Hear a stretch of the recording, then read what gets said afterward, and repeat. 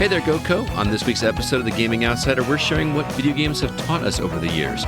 In news, we discuss a key player from Blizzard leaving the game, the PlayStation Plus Video Pass, and some surprising sales numbers for Cyberpunk 2077.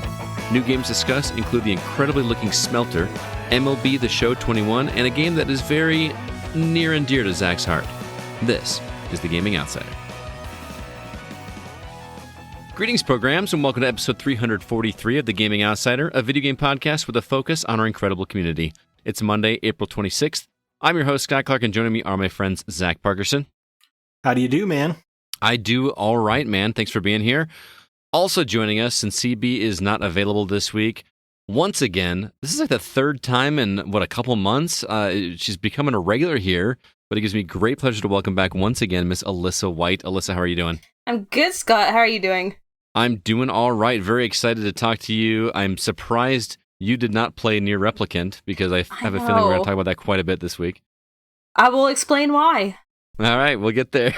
But before we get into the games we've been playing, want to give a quick shout out.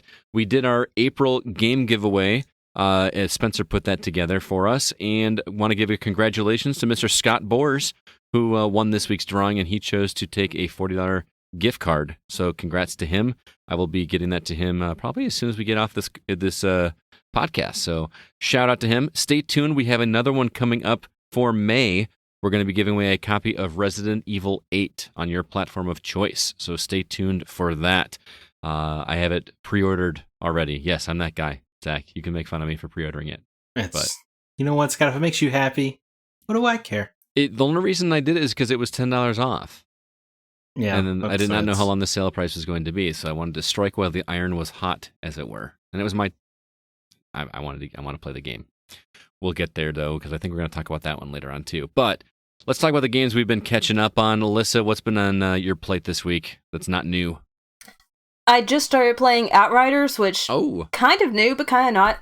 Yeah. And I really like it so far. I'm just playing the single player campaign, and I'm not very far in, but I'm really digging the Gears of War, Mass Effect vibe. Right? And yeah, it feels so good to play. I only played the demo, but Mass Effect meets Gears of War in terms of combat. It's I think it's so funny how high Zack and I were on this game when we played the demo, and then it's on Game Pass for free. Yeah.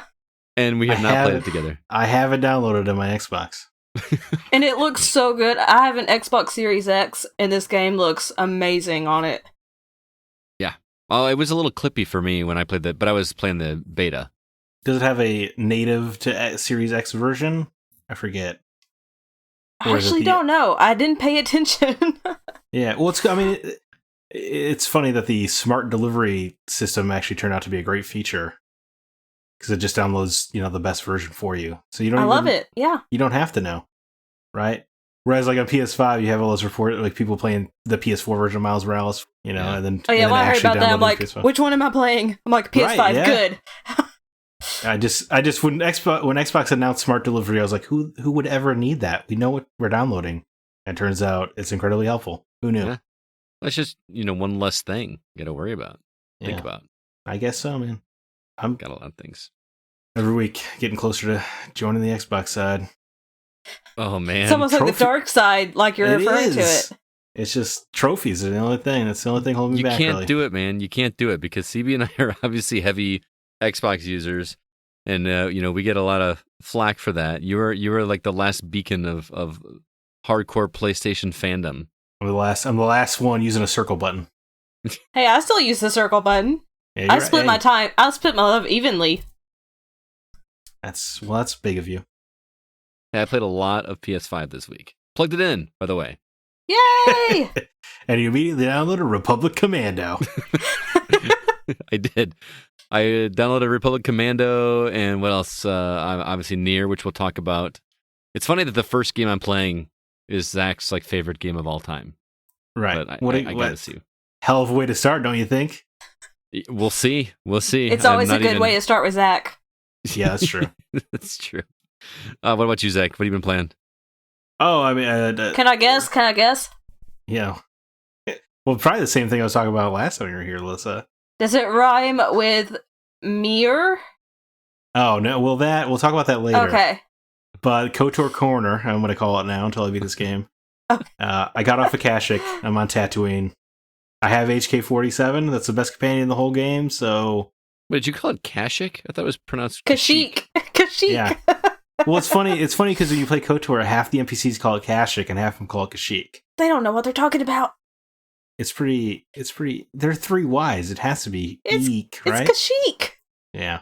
Everywhere I've heard it pronounces it, even in the Last Jedi, or what was that game called? Fallen Order? Fallen Order? Yeah. Kashyyyk, don't they? Yeah, Kashyyyk. It is pronounced Kashyyyk. It's just funny to say Kashyyyk. Gotcha. Because it sounds ridiculous. You remember last week I downloaded this game on iOS, and I've played exactly 0 minutes of it. I'm shocked to hear this. Well, here's the thing. Whenever I have time to play a game on my cell phone, I've got like a little bit of time. You know what I mean? And to me, if I'm going to sit down and play KOTOR, I need at least a couple hours. This needs to be the thing I play before I go to bed, right? Because even 3 to 5 minutes, what are you going to do? You're going to get through half a conversation? Right. I say that in the game I'm going to talk about. I played for an hour solid today. Yeah. And what? Scott said he's going to sell me on this, so I'm holding you to it. Let's hear the pitch, Scott. Okay, so we're going to talk about this here, even though it is a brand new game. But I got a cell phone game today that you have to play, Alyssa. You just have to play it. I don't know how I'm going to sell you on this, but I managed to get Zack to download it and play it. And my buddy Mike to play it. He liked it so much, he actually paid the $5 to get it with no ads. So, oh, wow. Do you like slot machines? Yes. Okay, you like slot machines, but I'm guessing you don't like, the risk of like losing money and that kind of thing. Yeah, that's not great. Right. Do you like roguelikes? Not really. Not really. Okay. If I told you that you could play a slot machine without ever having to spend any money, and the further you go in it, you unlock different symbols to play in the slot machine, and it works kind of like an RPG a little bit. Am I intriguing you at all? With the RPG aspect, yes. Okay, I don't know. Okay, hey, I may be overselling it on the RPG. And it's free. Free is good. Yes.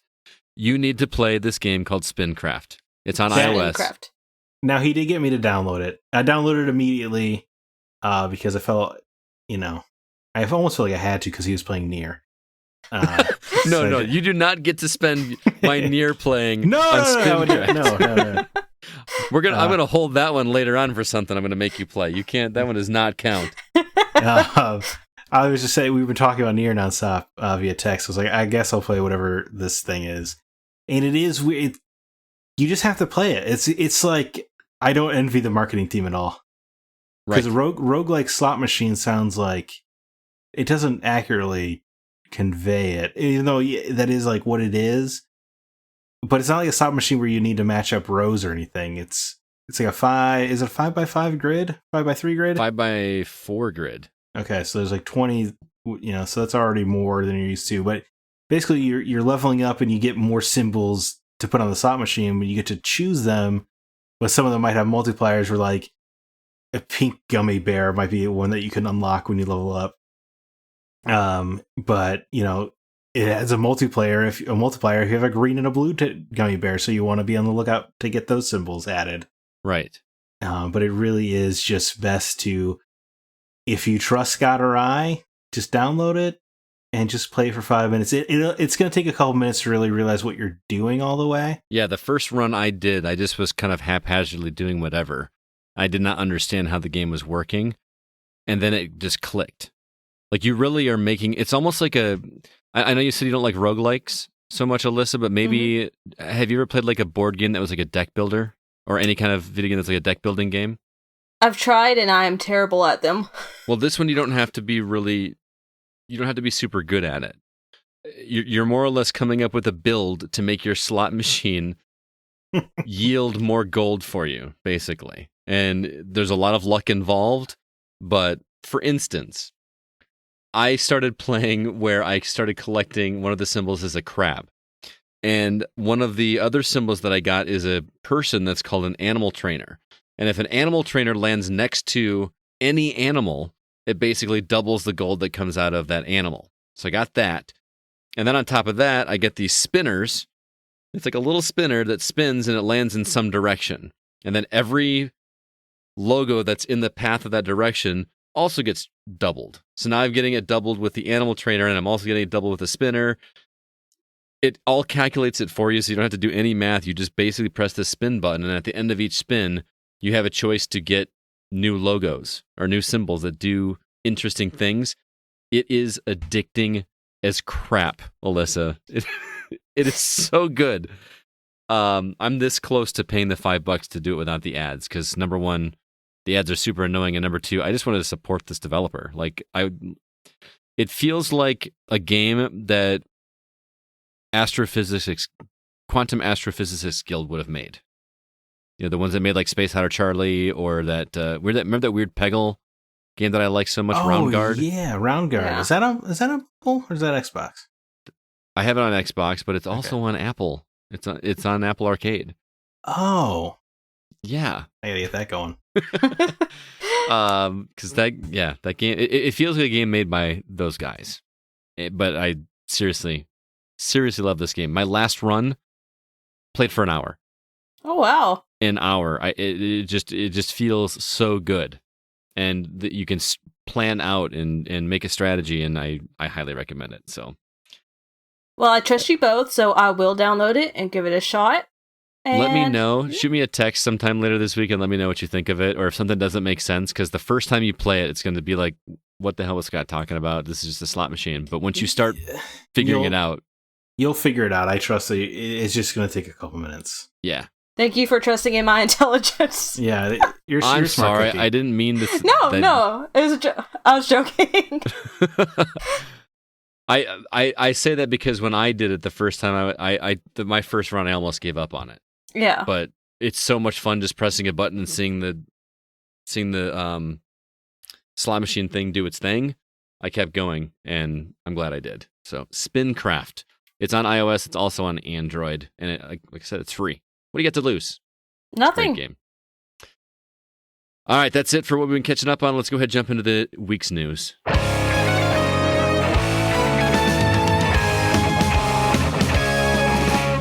First off, some new trailers that dropped this week. Tales of Arise coming on PS4, Xbox, and PC on September 10th. The Great Ace Attorney Chronicles was announced for PS4, Switch, and PC coming on July 21st. I got a trailer for Test Drive Unlimited Solar Crown on PS5, PS4, Series X and S, Xbox One, Switch, and PC in July. You could have just said everything. I could have, but I could have. It is everything, isn't it? Yeah, it's all. It's not Stadia. You're right. I would have said Stadia's dead, but that game came out last week on Stadia. Also, Tandem, A Tale of Shadows on PS4, Xbox One, Switch, and PC in 2021. And Dark Envoy for Xbox, PlayStation, and PC in 2022. And lastly, we got a new trailer for Ratchet & Clank, A Rift Apart. So lots of new trailers dropped this week. The Lombax is named Rivet. Mm-hmm. That's the girl. And voiced by Jennifer Hale. Really? Mm-hmm. That's cool. I didn't know that. They just announced it on Twitter, I think, an hour or so ago. Wow, finally a reason to get a PS5. Yes, I sold one to him. Seriously, though, you're not wrong. Like, that game looks like it's pushing the PS5. It is the first PS5, it is the first next-gen game that looks like it needs to be there. Right. I agree. Also this week, Jeff Kaplan leaves Blizzard. I'm sure we'll talk about that. PlayStation Plus Video Pass is being tested. Cyberpunk 2077 sold lots of copies. And we got the announcement for Microsoft Games with Gold for the month of May. We don't know what the PlayStation Plus games are yet, but by the time you hear this, it probably will be announced. Alyssa, you're our guest. Which story would you like to start talking about?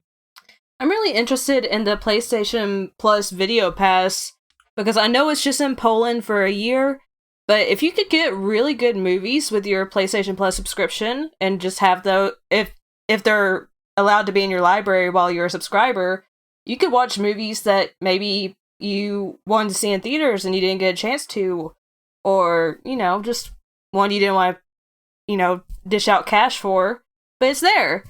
And I know right now they have Bloodshot, there's two others. Venom. Land, Double Tap, yeah. and Venom. So, I mean, they're not like super new movies or anything right now, but they're fun. They're okay. Yeah. One of them's great, one of them's good, and the other is fine. One has Sam Heughan in it, so. Sam Heughan? Yeah. Is he from some show that I don't watch? Outlander. Okay. Oh, we talked about that last time you were here. Yeah. Which one is he? Which movie is he in? Bloodshot? He's in Bloodshot. He is Jimmy Dalton. Oh, okay. Wow, I had no idea. That's actually going to watch Outlander. I didn't like Bloodshot enough, but I do want to. One day I'll watch Outlander. Sure.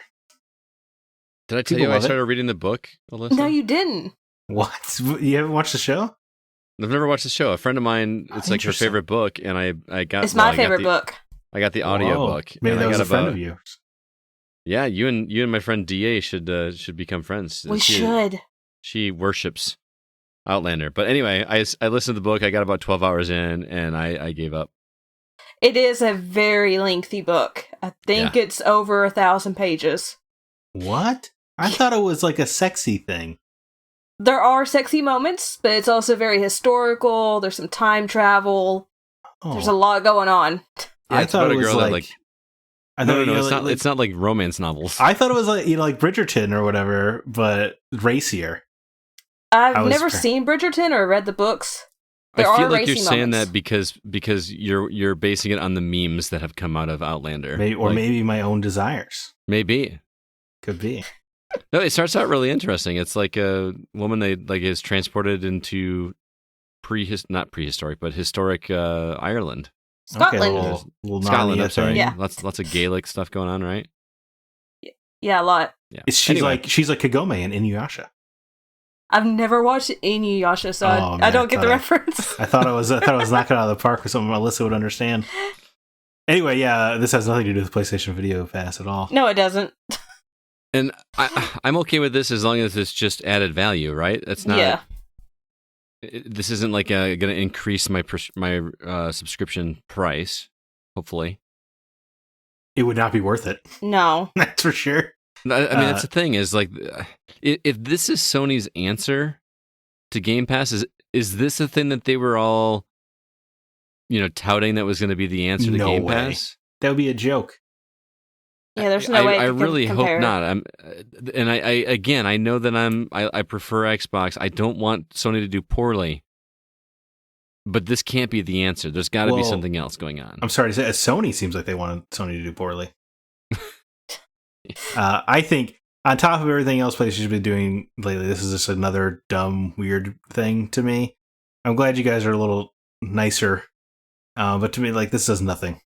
This doesn't move the needle for anybody. There's nobody. It's perceived added value to me because we all have 100 streaming services. So giving the Sony Studios small selection of films to exclusively PlayStation Plus, maybe if there was the only place you could stream Venom or something, but they just announced it's coming to Hulu and Disney Plus, all their stuff. Well, it's like a 4 or 5 year old movie too, isn't it? 2-ish. It's only 2. It's been a while. Well, anyway, it doesn't matter when it came out. 2 or 3 years ago. So it's just a weird move, but it's nothing, I guess, to get upset about. Really, now if they were doing like theater movies day and date, like they do on HBO, that'd be cool. Or if they even went back to, I don't know if you remember when they did Powers, original content. I remember that. Yeah, they did their own TV show that was exclusive to PlayStation Plus. Maybe if they went back into that'd be cool. Now that it's not. Because the PS3 PlayStation Store was an absolute nightmare to navigate. Oh, yeah. So that show was never going to succeed there. So maybe if they tried something like that again. Or I don't know if you guys remember The Tester? The Tester. It was a game show exclusive to the PlayStation Store. And it was really obnoxious because it was basically the ultimate prize was to be a QA tester at Sony Internal Studios, which is... Oh, I do remember that. As an awful reward. But the idea of gamer-centric content could be cool. Maybe you throw the Twisted Metal show only on PlayStation Plus Video Pass. That would be cool. That would be. This does absolutely nothing. And it's also just really weird because they're not going to do video purchases or rentals anymore. So like, why not just burn the store of video and move on? Yeah, I can't tell you if I've never bought a movie on I haven't my either. game console or rented a movie on my game console. I bought Afro Samurai on Xbox 360. That's the only thing I remember. I've never watched that show. I haven't either. So here's to hoping that we get something a little bit more interesting from PlayStation Plus than Video Pass, because, like you said, I'm actually at the point where I've been looking at all of my subscriptions. I need to cut something. I've got Netflix, Hulu, I know, HBO, Amazon. Well, like Apple Arcade is looking increasingly irresistible now. Right, and then Apple does the really slick thing where you can package everything like music and the arcade and TV for like a nice cheap price. Oh, nice. And that's really tempting. I just want the arcade, but see, I have the music and I want the TV because I want to watch Laszlo or whatever that show is. Oh, Ted Lasso's great. I haven't watched it yet, but I've heard great things. I haven't watched it yet either. I'm real close to just dropping the $5 just to watch that show. But it's one of the most heartwarming TV shows I've ever seen in my life. That's what I've heard. What about you, Zach? What story do you want to talk about? I guess Jeff Kaplan leaving's a pretty big deal. Yeah, it sure is. He's been there 19 years. He was a creative director of World of Warcraft. Mm-hmm. Which one of the most successful video games ever made. Yeah, I've heard of it. and they did Overwatch, one of the most successful video games ever made. So this guy is a hit maker. So him leaving Blizzard's a huge deal, and especially, I would say, a pattern is beginning to form with the man he left in charge of WoW left, and then the lead designer of Hearthstone left a couple years ago as well. So like, Blizzard is something's going on over at Blizzard. I think we're gonna find out some stuff happening here. I think Activision Blizzard is probably they're too big and probably have too good of lawyers drawing up contracts for us to ever learn what's going on there. Right. But there's a reason, top level talent is dripping out of there. I mean, you do have a cell phone, right? I can just Google it as I download my copy of Diablo Immortal. Yeah, I think that's pretty interesting. I feel like Blizzard has been in the news for negative reasons a lot over the past year or two. Yeah, not looking good for Blizzard. It's also never good when your creative director leaves in the middle of a project. Right. Oh no. Right, and they were making Overwatch 2. So that, it almost always when that happens, the game does not turn out well. Right. So I don't feel good for Aaron Keller, who is now in charge of Overwatch 2. That's not a job you want.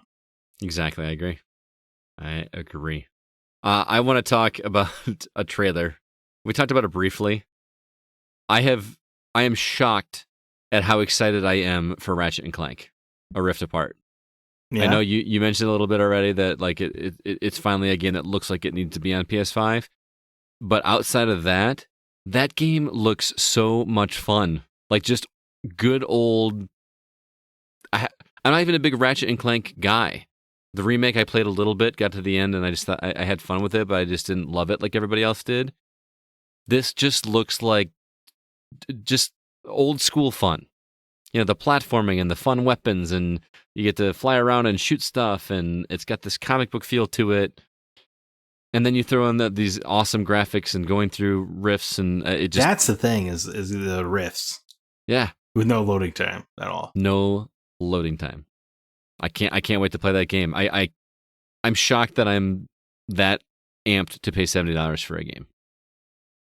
Yeah, the huge jump from the $40 the first game demanded.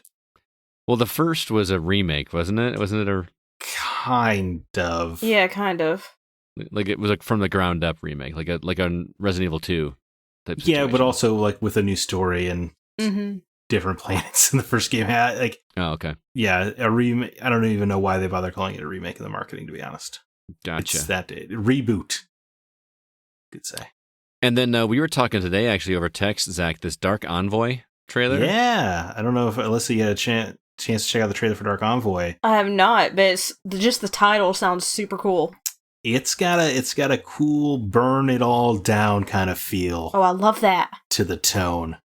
Where it's these two siblings in kind of a sci-fi world, but sci-fi world has magic. And yeah, like the male character has a gun and she's got a staff that wields magic. Like that alone is cool. Which I'm sold. Already a hell of a cool. Whenever sci-fi and magic meet, I get excited. Me too. It's just it's weird it doesn't happen more, you know? Yeah. I know. But it's funny because at the end of the trailer, like, we're gonna like save the world or whatever. But for most of the trailer, they're like, we're gonna burn everything, like we're gonna teach them what it means to wrong us, as they're like burning a village down and murdering people. Mm-hmm. So it seems like they're saving the world. It seems like you're playing almost like the villains. We're gonna save the world, but we're gonna the Thanos way. Where we wipe most of the people out along the way. It's just a really cool tone. It's like it looks like I couldn't make out what genre it is all the way. You know, it almost looked like a Diablo-esque type game. But it also could have been a CRPG kind of game. So we'll need to see more there. But the tone the trailer set, very much intriguing. Yeah, we got a long ways to go. That's 2022. Right. But that I'm excited about that one. And then that Tales of Arise trailer was cool to see a release date on that. I love the Tales of series, so super excited about that. I dabbled into Symphonia and Berseria, but I didn't finish either one. But I think this game looks sick with the new engine and everything. Oh, yeah. And with how long it's been, because they used to knock these things out, yearly? Yeah, like once a year. And they've taken a few years off to kind of reevaluate it, make a new engine. I think this game looks rad. I really hope it lives up. My favorite is Tales of Vesperia. It's wonderful, like one of my favorite JRPGs. I've heard. Really hope this can maybe meet it halfway. If it meets it more than that, that'd be great. Just hope it doesn't let me down. But I love Tales of, so don't think it will. I'm looking. I'm kind of got a hunger for JRPGs. I'm looking to get some more JRPGs going. What JRPG? When we talk about JRPG recently, I mean, obviously Octopath Traveler. Well, didn't you start FF9 not too long ago? I did. That's what it was. Yeah. That's why I got it in my head. When do you get back to that, buddy? Man, never. This summer, dude. I know I say it every year. Never. This summer. Okay, here's the thing, and I guess I can make this official. We are not going to have R2V2 this year. Right. It's just not going to happen. You know, with COVID, we can't take the risk. So as sad as that is, even if you could throw it, no guests would show up. No guests would show up, and we're not certain how many people would actually show up. We're just not a big enough operation to take that risk. So the decision has been made to not do that this year. With that said, that frees up my summer a whole lot. I am not going to plan anything. I got a vacation planned with the wife. Going to a ball game sometime in July. But I mean, I'm going to spend a lot of time catching up. I have so many games to catch up on, man. I remember last summer you said you're going to play through Nier Automata. Right, but I had to plan R2V2 last summer. I understand. I spent every waking moment of last summer either planning for R2V2, or not R2V2, it was making masks last summer. Remember I sat in my basement and watched Hamilton over and over again while I sewed? Stop laughing, Alyssa. Hamilton's awesome. It is.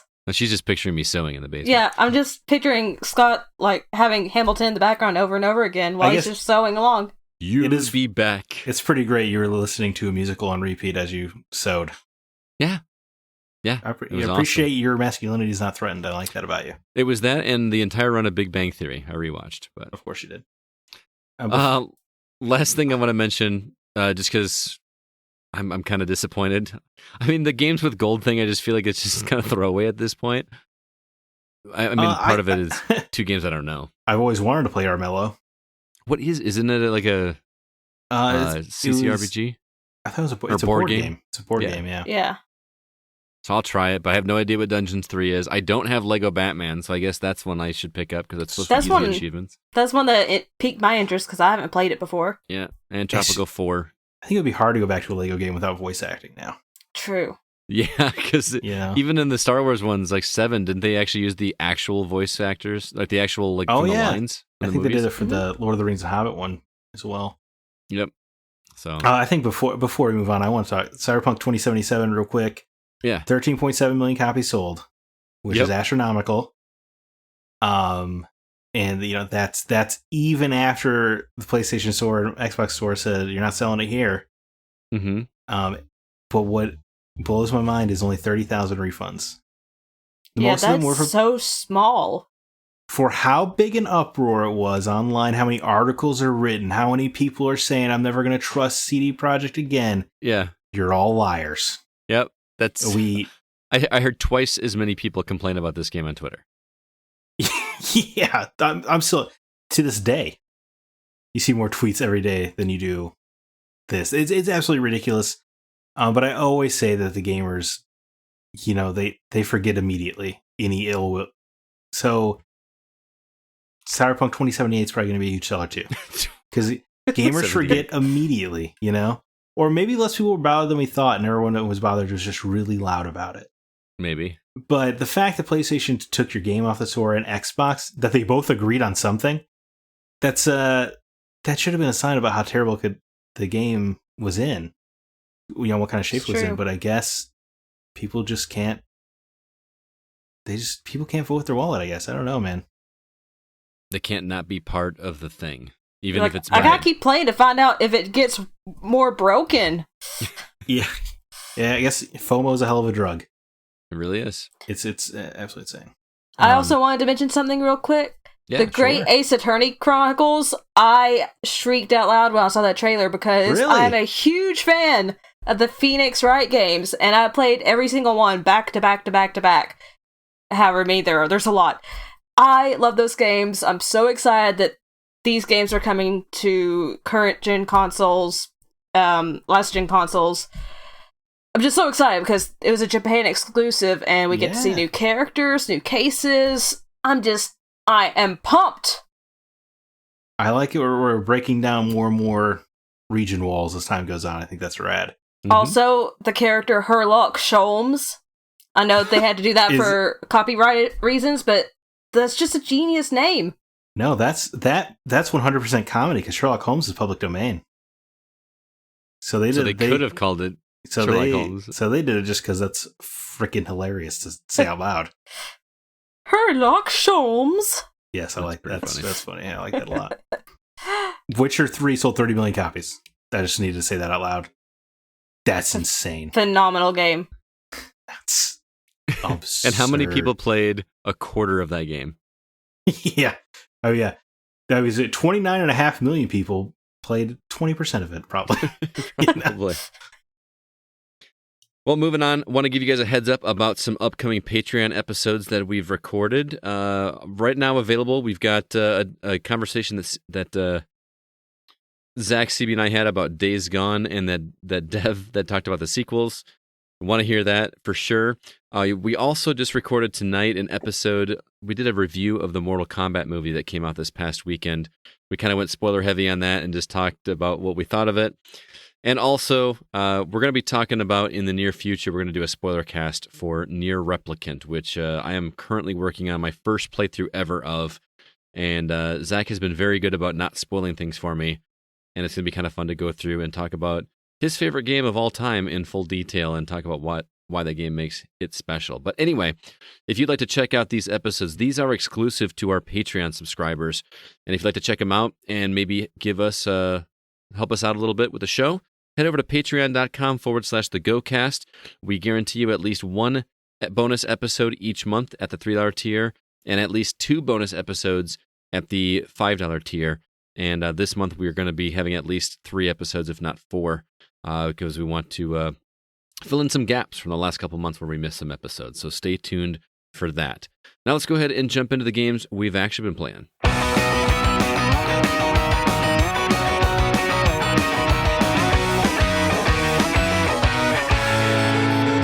All right, Zack, anything new coming on, or can I play catch-up again this week? Oh, well, you're in the unlucky position of having the PS5, Scott, so you will be interrupted. But, the most Japanese-looking game ever, Genshin Impact, gets a proper port to PS5 on April 28th. Total War Rome gets remastered on PC April 29th. I I can't believe this is the final name of the game, but new Pokemon Snap is coming to Switch April 30th. Shooter R-Type Final 2 coming to PS4, Xbox Series X and S, Xbox One, Switch, and PC April 30th. PS5 version's a little delayed there. But it won't matter because Returnal's coming to PS5 April 30th. That's the new Housemarque game, and I think is the first top-to-bottom true blue PS5 exclusive. Mm-hmm. Then Terminator Resistance Enhanced gets its PS5 port April 30th. I've heard so many good things about that Terminator game. And then cool comedy sci-fi game Protocol coming to Xbox One April 30th. I'm scared of Returnal. I was really stoked for that, and I keep hearing of the difficulty on it. It is, it's a Housemarque game. I don't remember what Housemarque made. Resogun. Resogun, Super Stardust, Alien Nation. Oh, okay. Matterfall.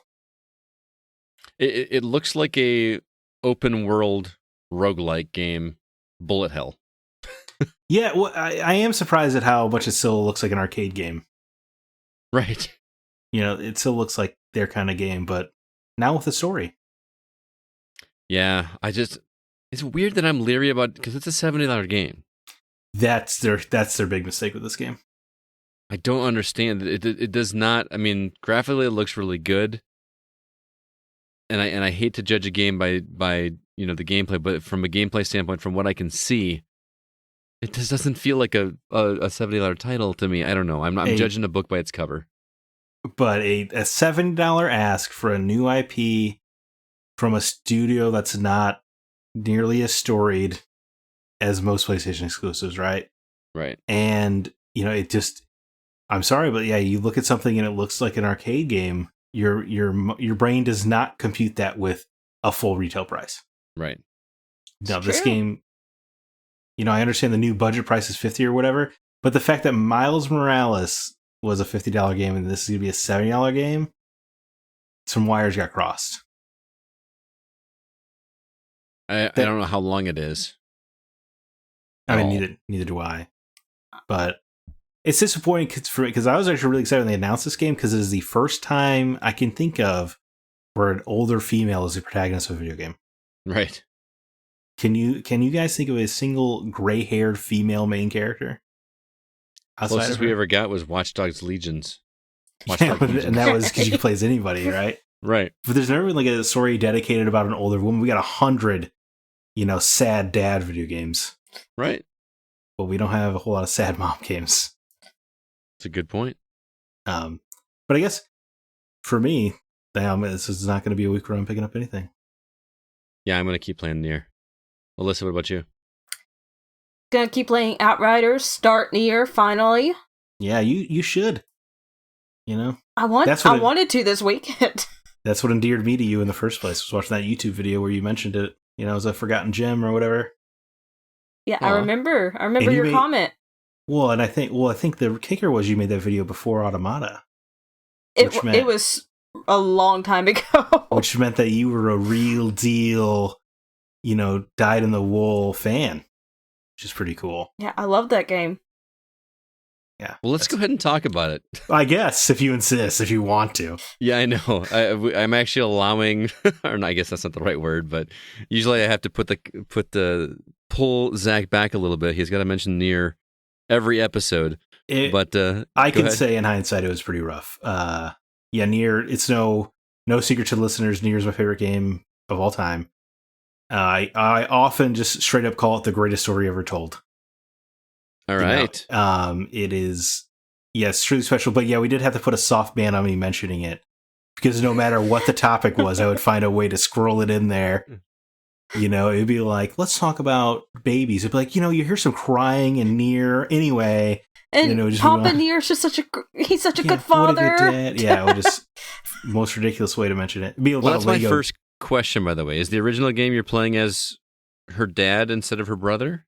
Right, yeah. So we're right at the top. We're talking about Nier Replicant version 1.22474487139, which is an absurd Square Enix net title because they can't help themselves.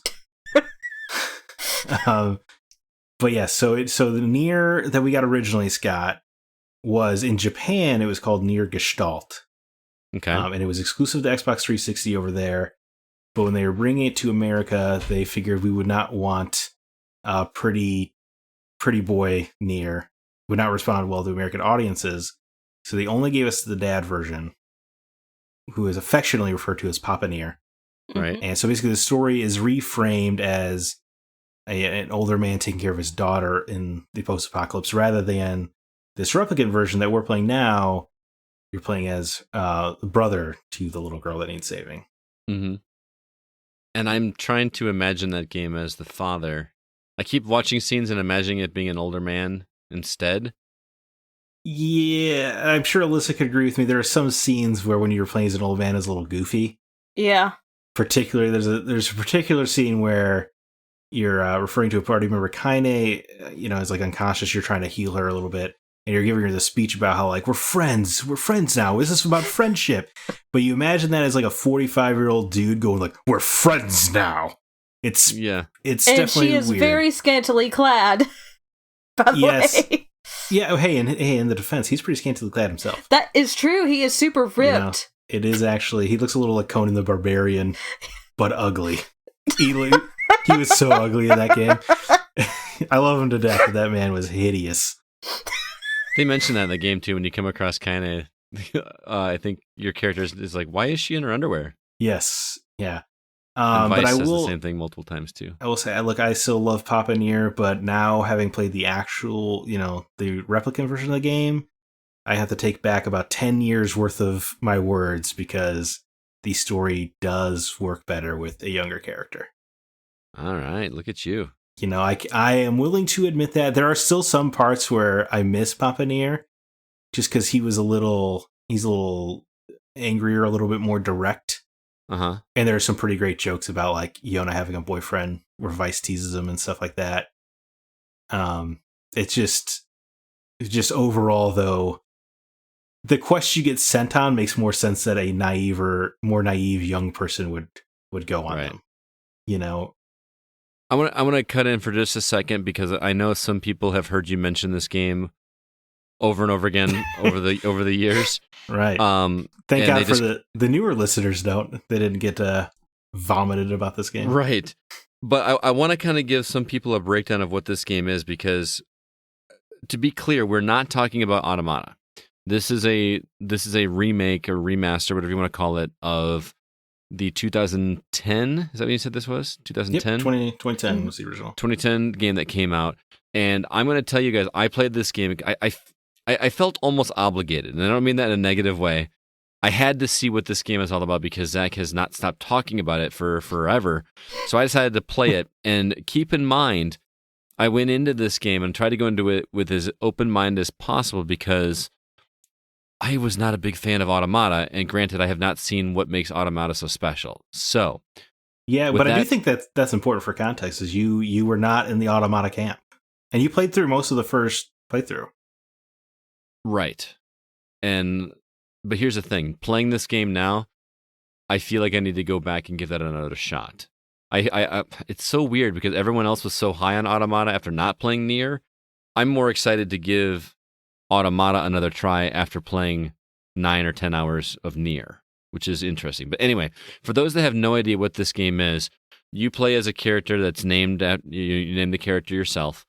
And you basically learn that your sister has some disease that causes symbols to show up on her arms. The Black Scroll.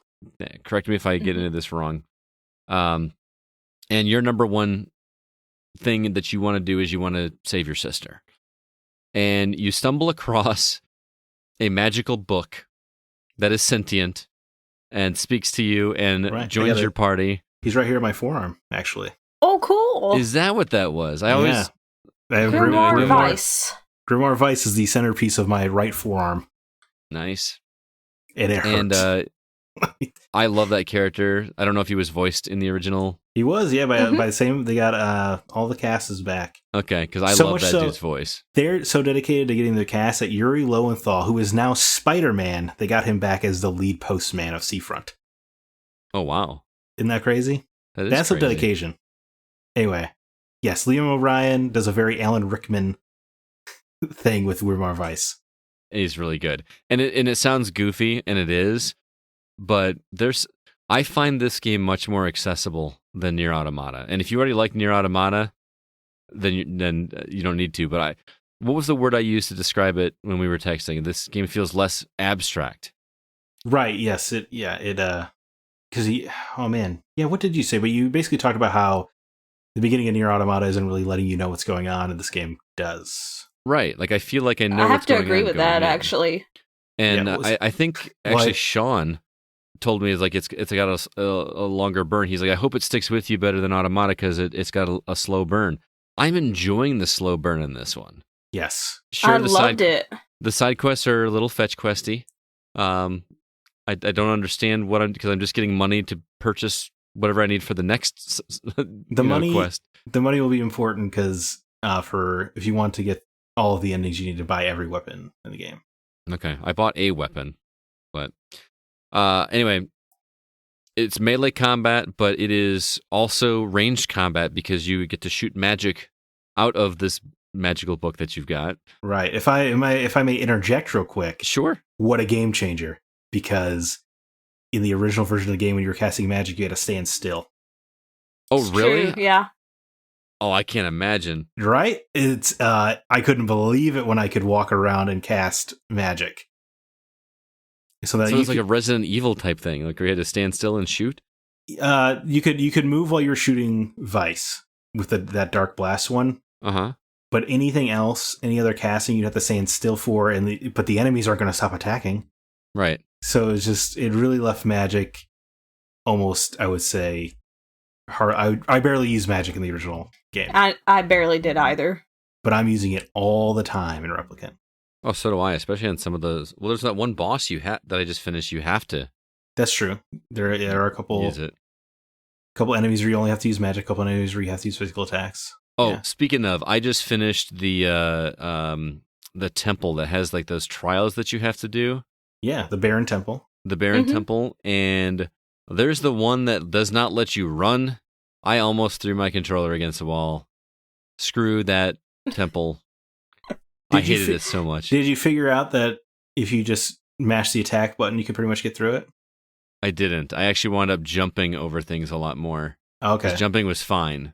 You just couldn't move any. I don't know. I just found that super annoying. Anyway, 9 hours I played since when it came out on Friday. Correct. I put in 9 hours in 3 or 4 days. That is a lot for me. It warms my soul to hear because I was so worried about how you'd react going in. Well, I was too, and I have some nits with it, and that I was leery to mention just because I know how much you love this game, and I don't want to well, no matter yuck in your yum, but whatever negatives you have is not going to take.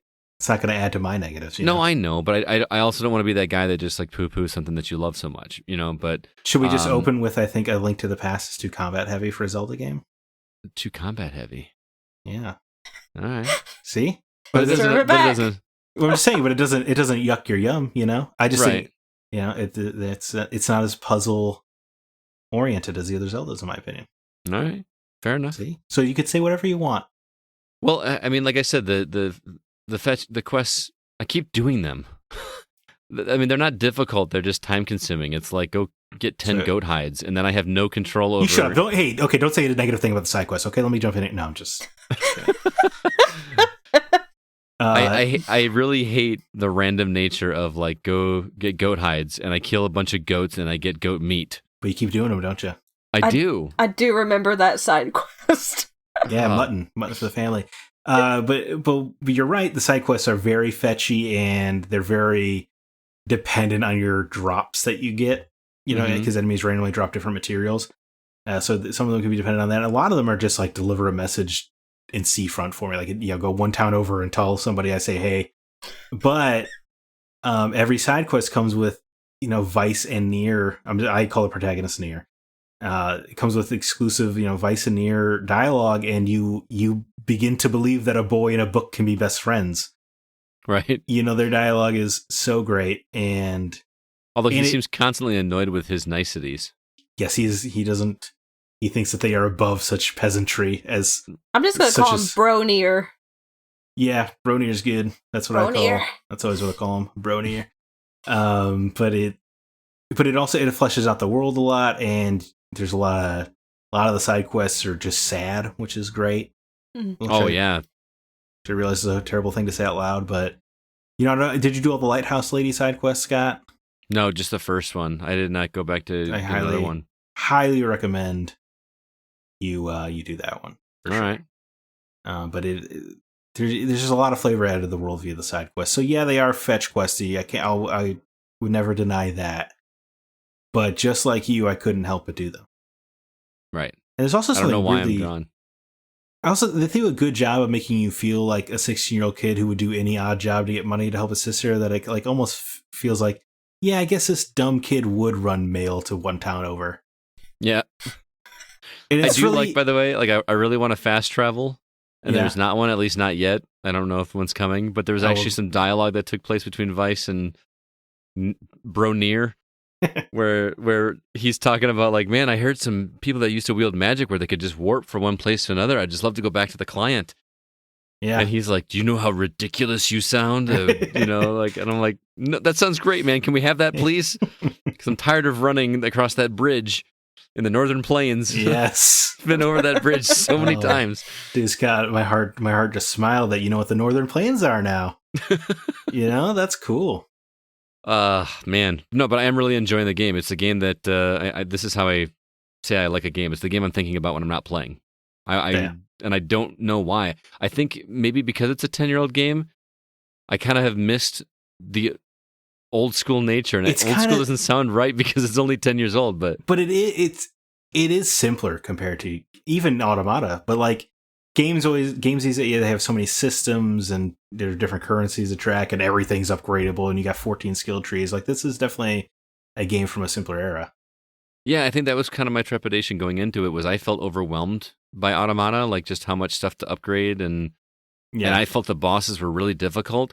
I found the bosses fun as hell in this game. The bosses are great. Almost uniformly, they're great. They feel like Zelda bosses. Only without where you got to use the weapon from this temple or whatever. They feel like Zelda bosses. Well, I'll tell you, the whole pitch of this game was Ocarina of Time, but dark. Yeah, I could see that. I mean, there's not puzzles. Yeah, that's quite the same. The puzzles are way simpler. If they're not, I wouldn't even say there are puzzles. They're not. Yeah, they're not puzzles. I mean, the trial things in the temple are about the closest you're going to get, but it's more like just go through corridors, beat some enemies. There's one time you have to push a block to get to a ladder. That's the only puzzle. Yeah, yeah. But the really cool thing about the bosses is when you whittle them down, you see them go their energy go down. Then a clock kind of appears over their weak point, and you have to attack it before you have to get the damage. There's 2 dials on this clock face, and you have to get yours to disappear before the actual timer runs out. And if you do, all of a sudden you unleash hell from your weapon in these really cool cinematic ways that just feel very satisfying. Yeah, it feels satisfying, unlike a QTE or a cutscene. Right. Yeah, you feel like you earned it a little bit more than a QTE. Mm-hmm. Absolutely. I mean, the bosses just feel cool. So I will say I agree with Sean that it is a slow burn, but it's a slow burn that I'm enjoying, and I'm very eager to find the story beats, because I'm 9 hours in and it's still, I'm just doing errands to help my sister and going and exploring these different places and fighting some bosses.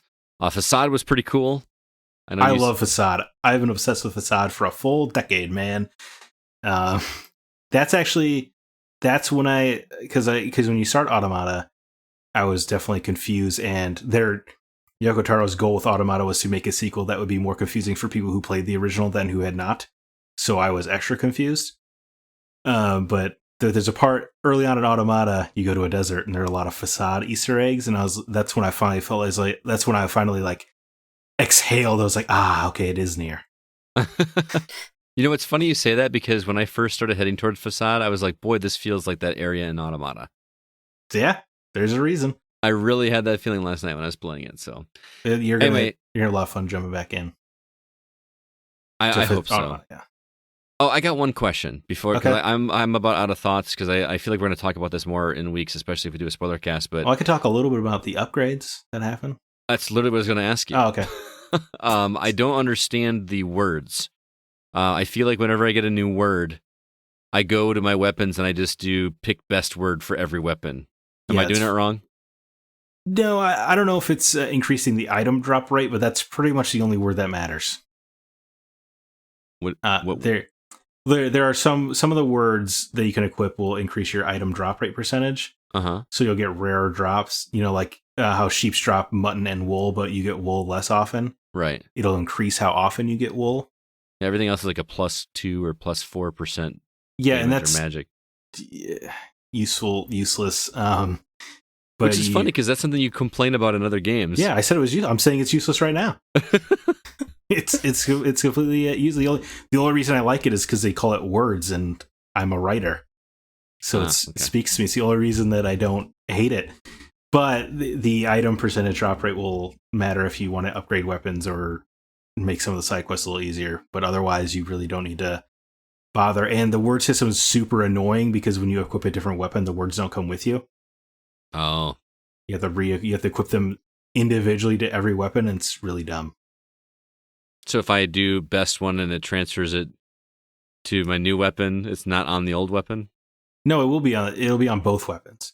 Oh, okay. What I'm saying, there should have just been a system where it would be like, these are the words I want applied to every weapon. Yeah. So that way, if you switch weapons, it comes. You don't have to worry about going into your inventory and resetting them.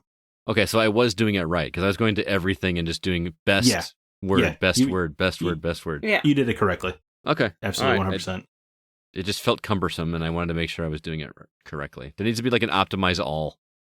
Yes, that's what I'm saying. That's what. It's ridiculous that there's not. Yeah.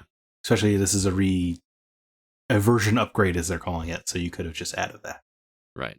And it is quite an upgrade, by the way. The combat is night and day different than the original Nier. You can actually do combos and stuff. Where Alyssa will know, like the combat in the first Nier was about as sophisticated as Dynasty Warriors. That's true. And then when you think about the fact that you cast and you stand still, you can see how it's maybe not a great combat system. Yeah, I don't want to go back and play that. I can't imagine not being able to run and shoot magic. It just doesn't make sense. But it has a flashy combo system. It's not as deep as Automata here, but it is deeper than the original game. And then I got a trophy for 50. Me too. Yeah, the 100-hit combo is a real tricky person to get. I'm so excited to play this game. But curse you, dogs. But the game is fully voiced now, which it was not originally in its original release. They added in. Alyssa will know there's a whole town called Seafront. Mm-hmm. In the original game, nothing important ever happens there outside that first fishing quest, and it's really like after that fishing quest, you can ignore Seafront entirely. But now they've added in a main story beat that you have to go there. That's awesome. So it's a much more complete experience. There was also an ending they did not have the budget or time for to add into this game that they have added into this game, which I obviously have not gotten to yet, but it adds about an hour of gameplay. But it used to be an ending you could only read about in a behind-the-scenes kind of book called the Grimoire Nier. So it's if you were a fan of the original Nier, I assume you already have picked up Replicant version 1.22, but it is the definitive version of the game. It is just with the increased combat and that makes everything better. It's just they made Zack's perfect game perfecter. It's I can't. Speaking of words, I just can't believe how much I really was not excited when they announced they were only doing the Replicant version because I was so attached to Papa Nier. But now that I have played it, I would say I so far I kind of prefer Brother Nier, which is blowing my own mind. Trust me. I wish I could share with you guys the elation that I heard in Zack's voice when he was texting me about how excited he was for this game. Zack never gets excited about anything like this excited. And he's just like geeking out. Like he's putting down the controller to text me about how excited he was to play this game. I'm pretty much grinning ear to ear the whole time. It's kind of wild. The fully voice thing makes such a difference because there's so much reading in Nier, mm-hmm. and to hear it all voiced by the the original cast it's pretty special. That's cool. It just it feels like what the original Nier could have been if they had the budget or time. But now, you have that sweet automata money now. Right. You can finish your game. It almost feels like the Snyder Cut. Where like you finally got to go back in and fix your product. It's cool. It's really cool. The Taro cut. Right. Yes. The Taro. So how do you feel, Zach? You got to talk about Nier for like a good 20, 25 minutes. Yeah, well, and luckily it's a long game, right? So we'll talk about it a little bit every week for a couple of weeks, and then we'll have the spoiler cast. I'm going to try to get it done this week or I need to see this climax you keep hinting at, because I have no idea what's going on. And the midway point's a pretty big deal, and then I think after that everything starts locking into place for what makes it so special to me. And then I got to sell as many copies as I can of this thing, because if we get to 2.5, Yoko Taro claims they will do Papa Nier DLC. I need it. And it would be pretty great to have both versions. I agree. Anyway, Nier Replicant version 1224744871139. It's the square root of 1.5. It's a really dumb joke. Is it relevant in the game story at all? Like no. It's just because it is so upgraded compared to the original game that they internally refer to it as a 1.5. And I guess at some point somebody thought it'd be funny to put the square root of 1.5. Some math nerd. Somebody, whoever names the Square Enix game. Remember, there's division in the Kingdom Hearts 358 over 2. Yeah. So they're not averse to putting math in their titles for some reason. Very odd. Weirdos. I know. Why would you do this to us? Yeah, but I wish you had played it, Alyssa, because I would have loved to hear your thoughts as an original fan as well. I definitely will play it soon, so I will talk to you on Twitter about it.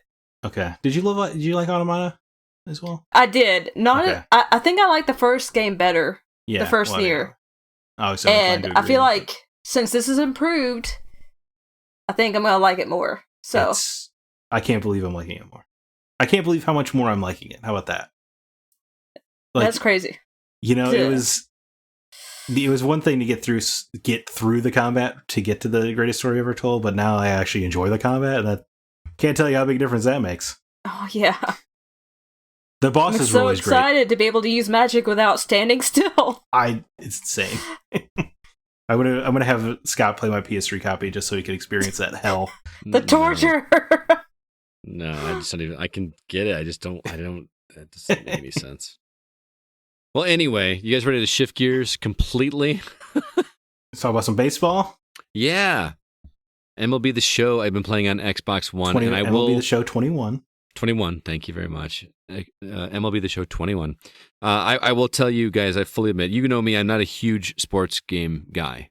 I mostly play story-driven games or arcade-style games. However, there's some. I was gonna say, but you always Redbox these ones when they come out, right? Back when Redbox rented games, right? And you just like knock out a weekend of baseball, right? So I usually would just like do this on the weekend. Now, because of Game Pass, I can just play this whenever I want, which is outstanding. So when you hear me review this game, I don't have a whole lot to say in terms of quality of life increases because. I don't get into the weeds with these games. I never play the dynasty modes or the campaigns or whatever you call it. I just play with my friends and play as my favorite team and go from there. But I will say that, and I actually talked to Matt Sattler from our community and said, "Hey, listen, I need to speak from an educated perspective on this. Can you give me some pointers on what to talk about? Because I just played it like I normally play it." And what's different.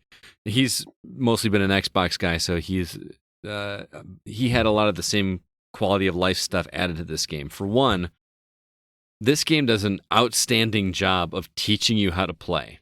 Because as you can imagine, in a baseball game, there's lots of controls. There's controls for pitching. There's controls for batting. There's controls for fielding. There's controls for catching. There's so many different controls. When you start the game, you can do a tutorial, and we'll say, which control scheme would you like to use for pitching?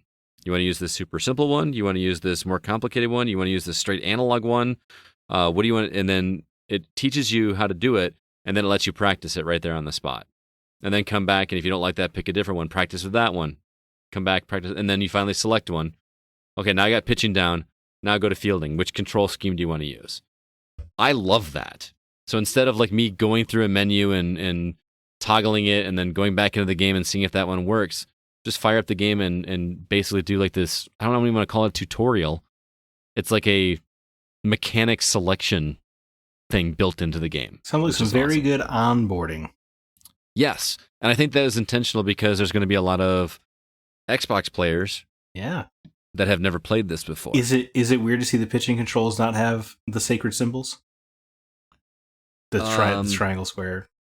Well, yeah. I mean, I again, I only played it, for 1 weekend a year. That's a good point. It's not. It's not. The weirder thing is seeing the Sony logo.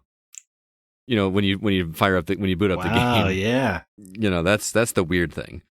But I will say that they tried to bring in the pitching from the 2K series, which is a specific pitching style. It's one of the styles that you can choose. And it doesn't work as well as it did in the 2K series. What's different about it?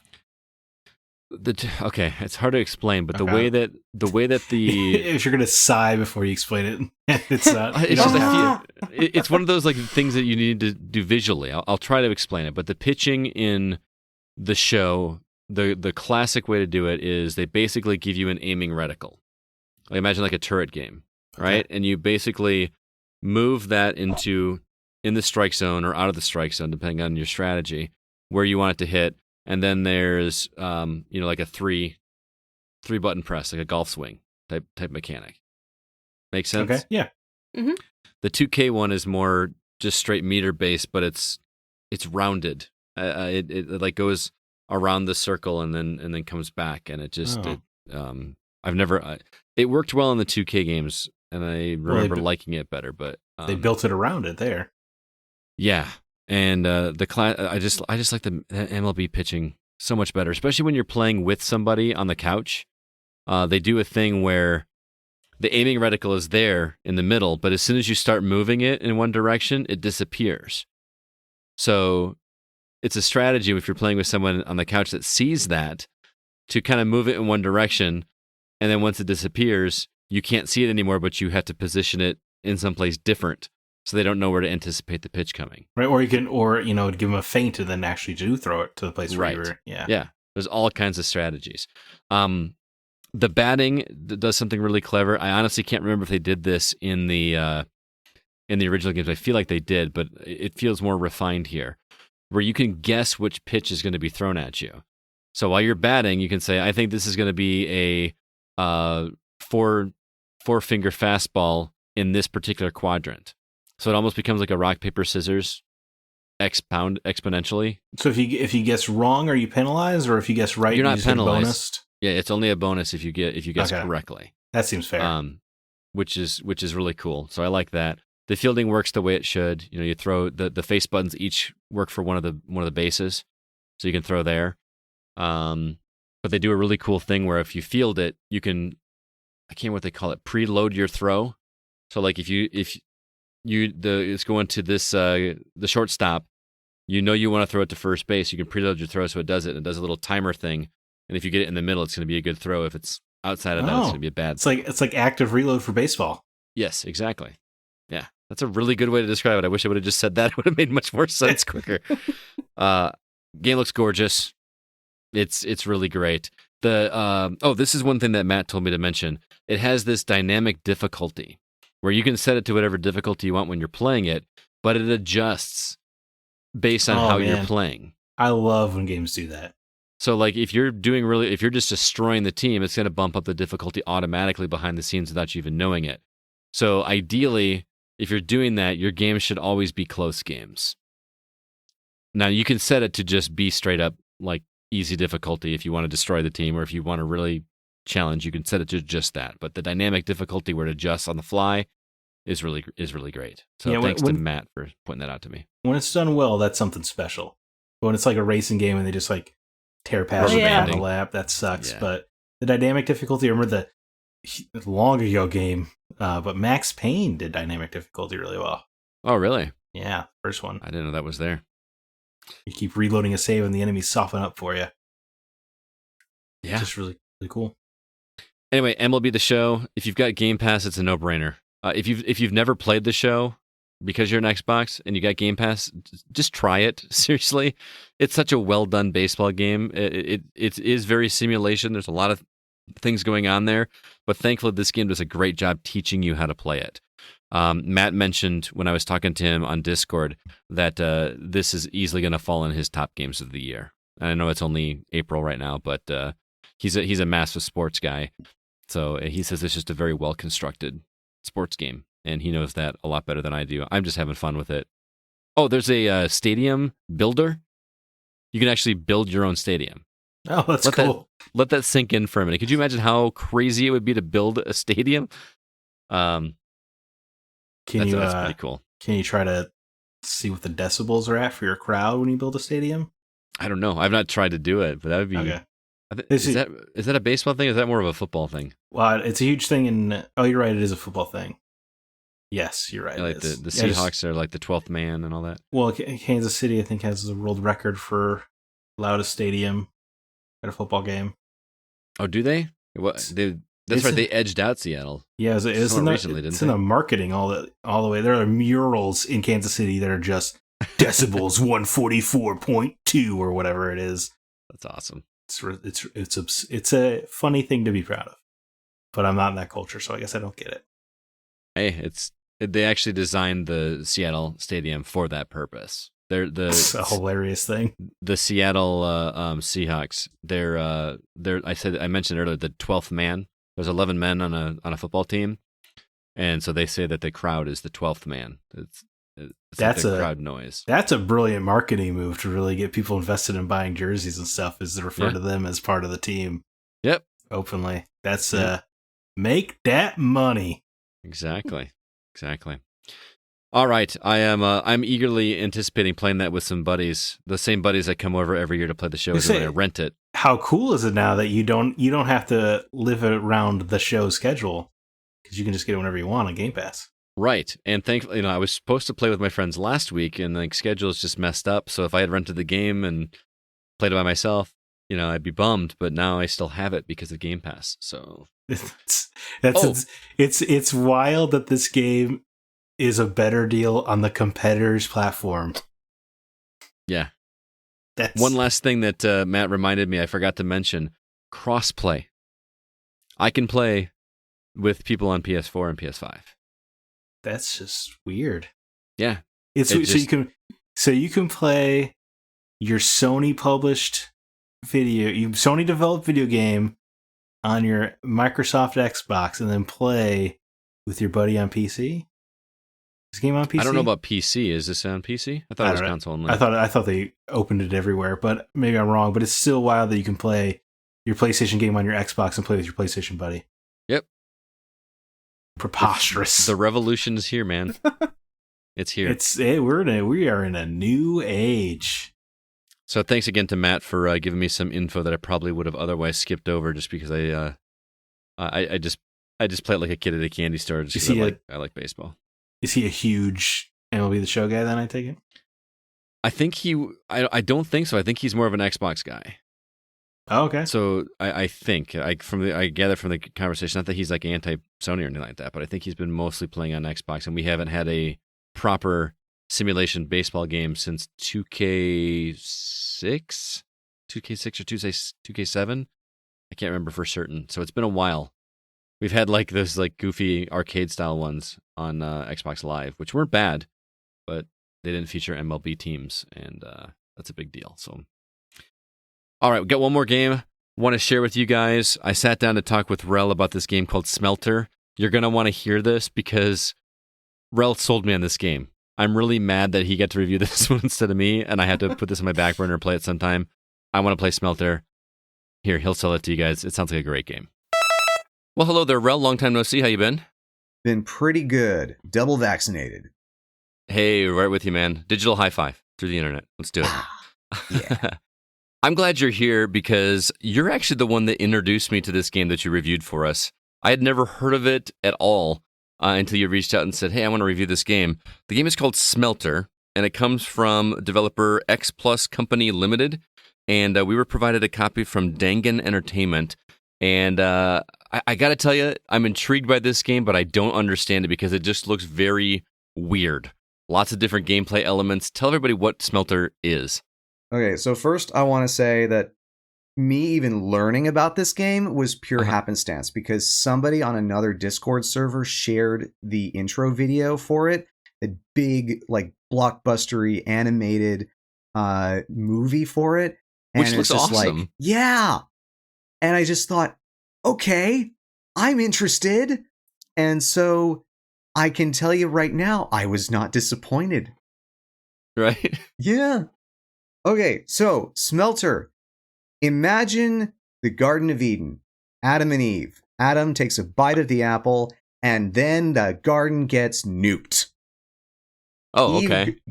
Eve goes flying off, ends up in a cave, meets up with a demon or fallen angel, maybe, called Smelter, who then flutie-poos, his word, not mine, with her, and they meld into a Mega Man X armor-looking suit that gives her superpowers. And they go off on an adventure to find Adam. All right, I'm already sold. Like, just 100% I'm sold.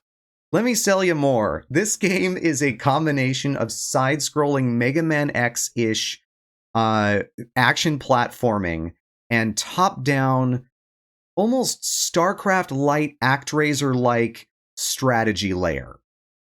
Yeah, it's like a little flying creature that goes around and does some building or something like that. Yeah, I mean, actually, I say tower defense. I say StarCraft. It's more like tower defense in that you build.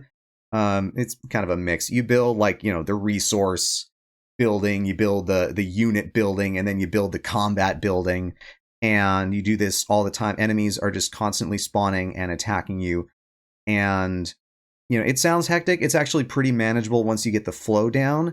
And it happens kind of frequently in the first couple hours and then sort of infrequently after that. And I think it happens enough that it's fun but doesn't overstay its welcome, which is good because, like I said, it's a little bit simplistic. Okay. That's a good selling point for me because I'm not a big fan of tower defense as it is, especially when it's egregious. But if it's just enough to be good, I'm okay.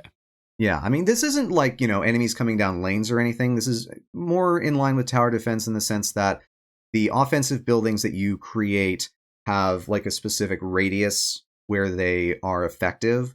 Oh, okay. And, your troops will attack enemies within that radius. And that's pretty much it. Okay, so saying Mega Man X is a huge selling point for me because I love that kind of platforming, but I love the upgrades in Mega Man X2, like where you would find the little capsules that would make you have, physical things that make you, but you could also physically see them. Is there anything like that going on with this, with the side scrolling? Oh boy, is there. All okay, right. So you start off with one armor form, right? You can get an additional 2. You can swap between them in each stage on the fly. Each armor form has its own special abilities. All of them have a dash. All of them have a wall grab and wall jump. Uh-huh. And then depending on which one you are, whether it's like, I think earth, wind, or water, you either have, slow but powerful melee attacks, slightly faster lightning whip, or just a straight up buster. Nice. Yeah, which you can then upgrade to charge. Each of these armors are used in different ways. There's the stages will focus on a particular armor, but you can swap to the other ones in order to access like hidden areas and get to secret trials and pickups and whatnot. And each of them can be used to fight the bosses, and some of them are more effective than others, and it's just so good. Dude, I am 100% sold on this game. I need to play this right away. It's I really assume you're good. recommending it for everybody to check out. It is absolutely fantastic. It's $20 American. It's on Steam. It's on the major consoles. I'm playing it on Switch. I kind of don't recommend it on Switch because it has, and I don't know if the developers are aware of this and are fixing it. It has this weird kind of micro hitch in the game. There's this little bit of hitch where it's like the game is loading something for some reason.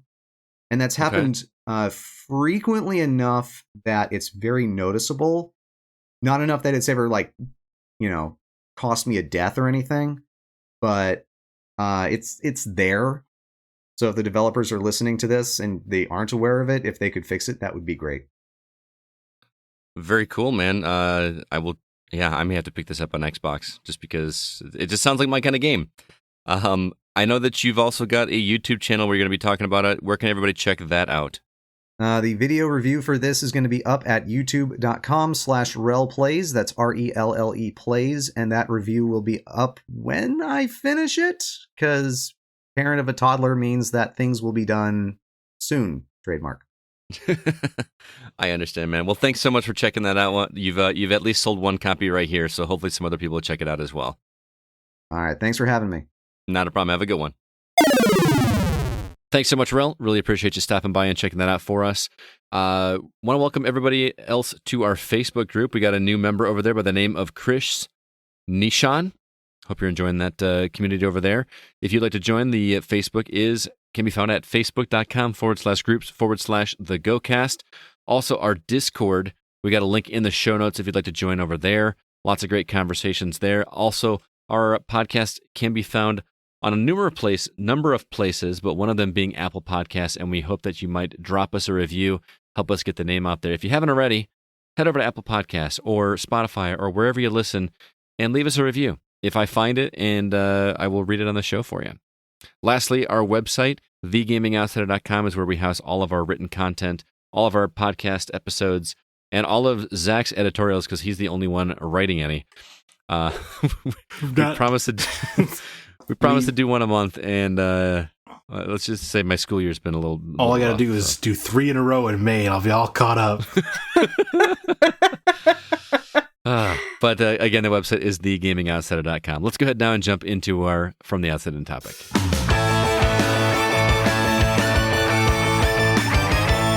As you all know, I teach children for my day job, and education is obviously an important part of my life.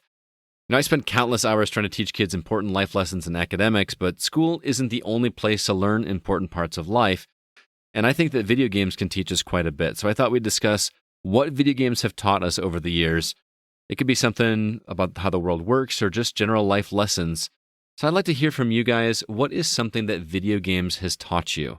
Something that, again, like I said, it could be something historical. It could be something about science related. It could be just things about life in general. Alyssa, you are our guest. What have games taught you? Okay, so it might be a little long-winded, but I really haven't learned anything, scientific or historical. Well, I've learned historical things from games such as, Assassin's Creed and stuff. But the thing that has really impacted me was I started gaming when I was 4 or 5. My uncle got me started on games I should not have been playing that young. Tomb Raider, Devil May Cry, Resident Evil, Legacy of Kain, Soul Reaver, all these kinds of games. But I'm autistic. I didn't realize this until 4 years ago, but I always saw the world differently, and playing games, I was able to control the character, but also be in this different world, a world that made more sense to me than the world that I was living in currently. And it was just such a wonderful escape, and I'm like, this makes way more sense to me, even if it's a really, Devil May Cry world, than the world I'm in right now. And I did learn how to lock the butler in, if you ever played Tomb Raider 2 and you just go through Croft Manor, learned how to lock the butler in the walk-in freezer. Yeah, lock Winston that always right made in. me happy. You could just hear him creepily rattling his tea down the hallway. Absolutely. I hated that butler so much, so I'd lock him in every single time. You go to Yes! Laura's private bedroom, he'd be right there. Just shaking that little tea tray. Shaking tea at you aggressively. Like, please stop it. I'm locking you in the freezer. Yes. Well deserved. Sadly, I can't lock actual people in the freezer. That's not right. Well.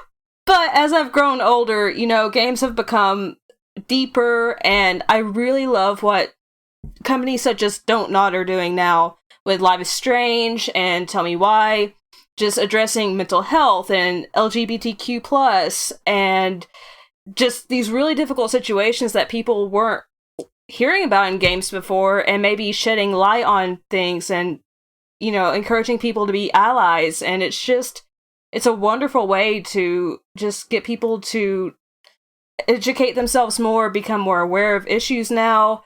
And I just really appreciate that. And every time a game implements that, I'm always interested in it. Very cool. That's a good answer. I like it. Zach, what about you?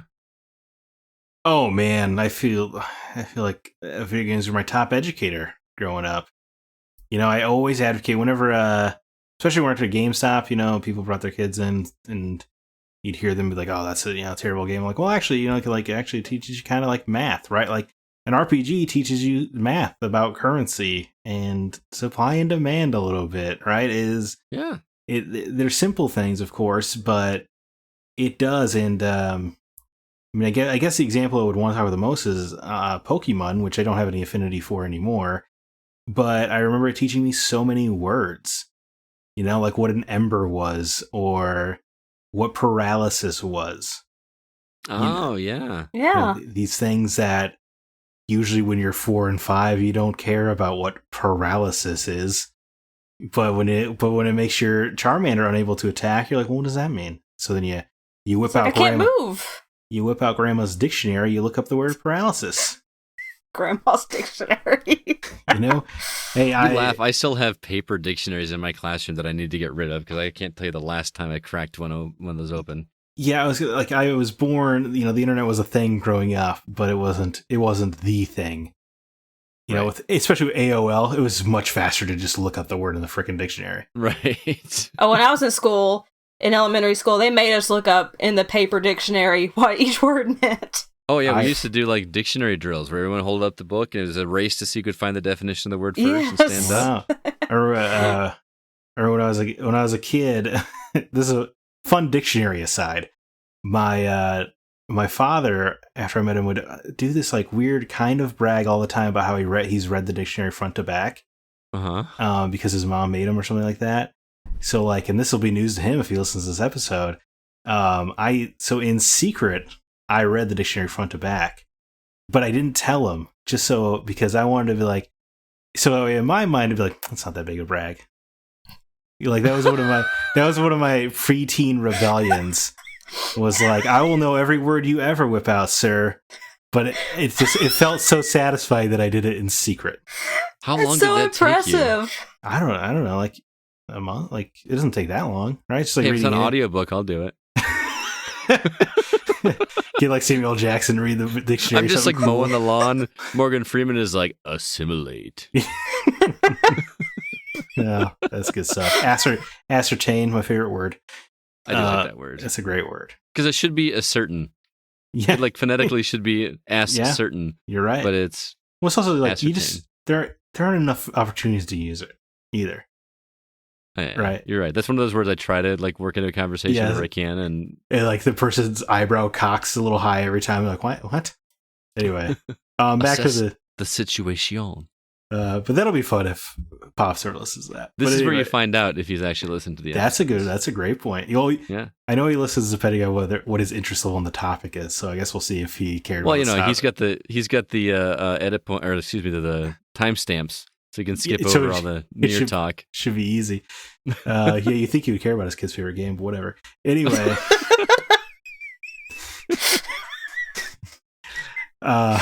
And we lost Alyssa. There we go. Anyway, Pokemon very good about vocabulary. I guess even Harvest Moon really taught you what goes into farming.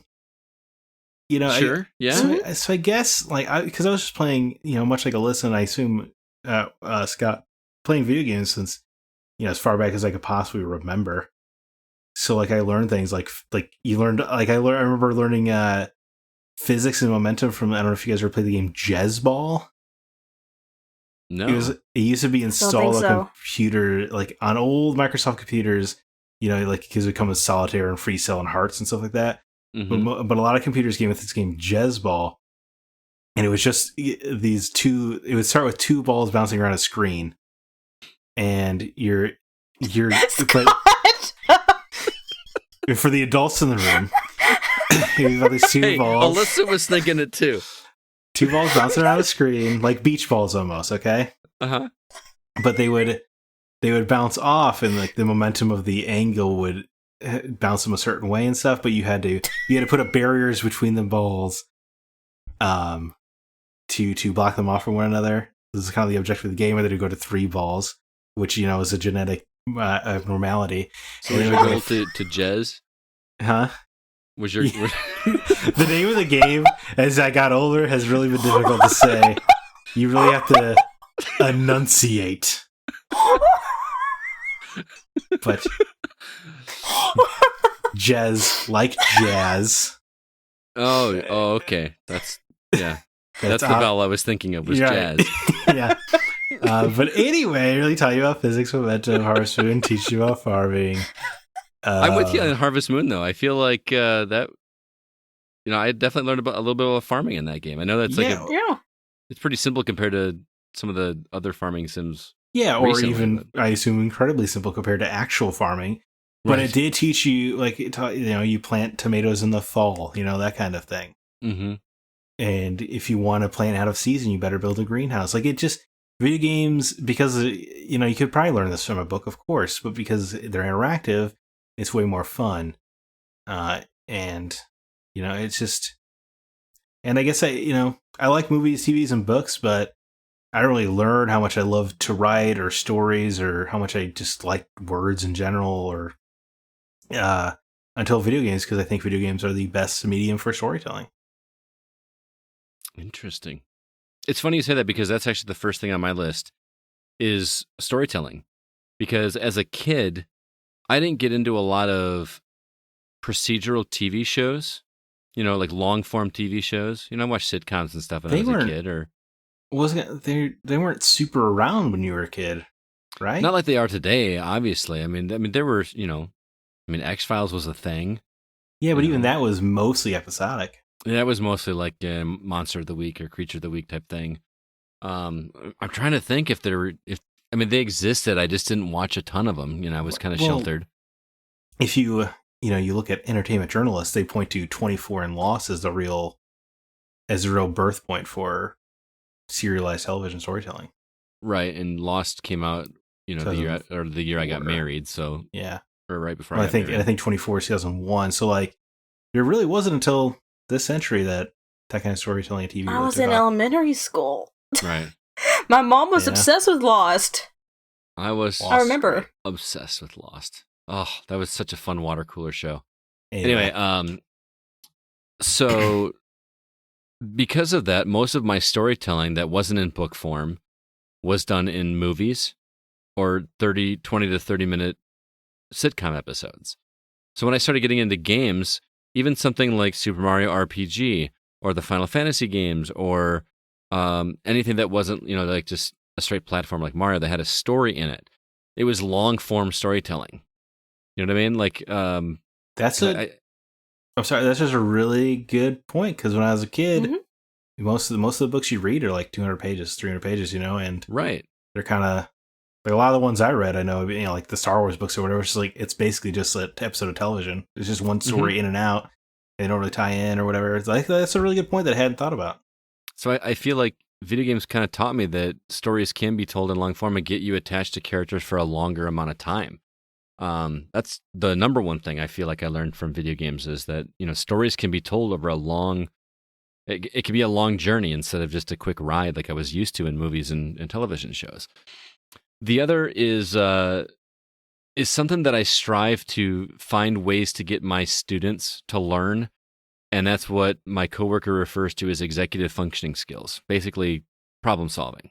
Okay. Pokemon. Play Pokemon.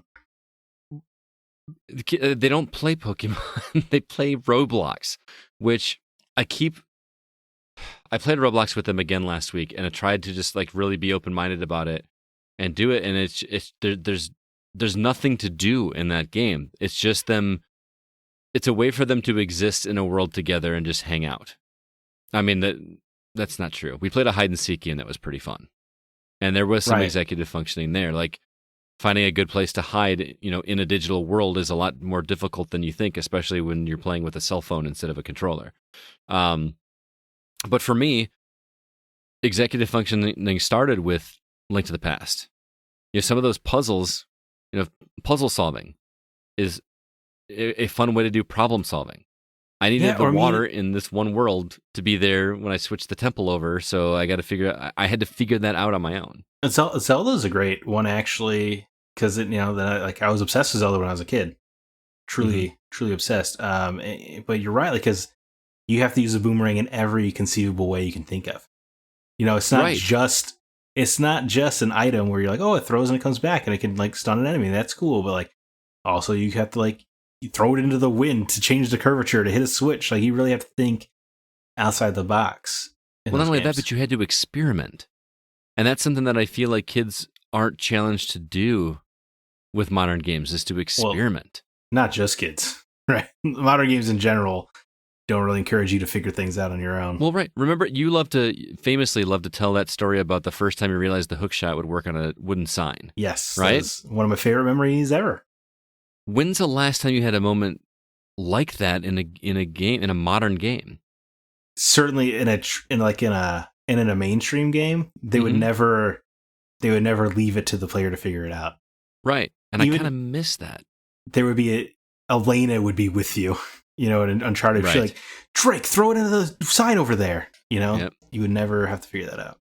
Right. Because we don't have the patience for that anymore. And we have to learn patience again. Can we make the game that teaches patience? That'd be great. That'd be great. I don't know. And we did a whole episode on educational games back, several weeks ago. And one of the things I talked about is I want there to be educational games. Unfortunately, they're just not a moneymaker. They are a moneymaker, but they're not going to put a budget into making a high-quality game. They're going to focus on the education, right? But I think doing something like that, make a Roblox game, something that is popular. You can build anything in Roblox, right? Make a game about experimentation. Kids need to learn to figure things out on their own. I can't tell you how many times we have a lesson in my classroom where I literally give them a set of tools and a bunch of parts to put together basically this hand crank thing that has a little light bulb inside it, and the hand crank makes it light up. You would be shocked at how many fourth graders, you give them a screwdriver, they have no idea what to do with it. That's mind-blowing to me. But the reason that lesson is so important to me is I just give them that stuff at the beginning and say, let's see you guys figure it out. And they experiment and they try it. Right. And some of them got to it. Now, granted, there's a lot more intricate things going on in that build than just screws and a screwdriver. But I worry about stuff like that where kids are not taught to experiment and learn things for themselves. They're taught to Google it. I say at the Googling it would even be better than what they're doing now. At the risk of sounding like an old man, you don't have to figure anything out because you always have the information at your fingertips. Right? But even that is too much work. Yeah. You can literally say, hey Siri, how do I use a screwdriver? Yeah. And within 3 seconds, we'll have a video that shows you how to use a screwdriver. Or it'd be like, hey Siri, how do I get across the river in Hyrule Field? And they would just get a video that shows you to shoot the grapple hook into the sign. It's easy for me to criticize that, but at the same time, I do that now. Same here. Too. Yeah, that's the thing. That's why I sound like an old man. Get off my lawn, because of course I do that, right? I do it with a game where even before I get really stuck, I can't tell you how many times this weekend I Googled, where do I find sardines in Nier? I did the exact same thing, Scott, and that's even with I have the strategy guide for Nier. I could have just looked it up there, but I didn't even. There were some times where you had to find something in town or whatever.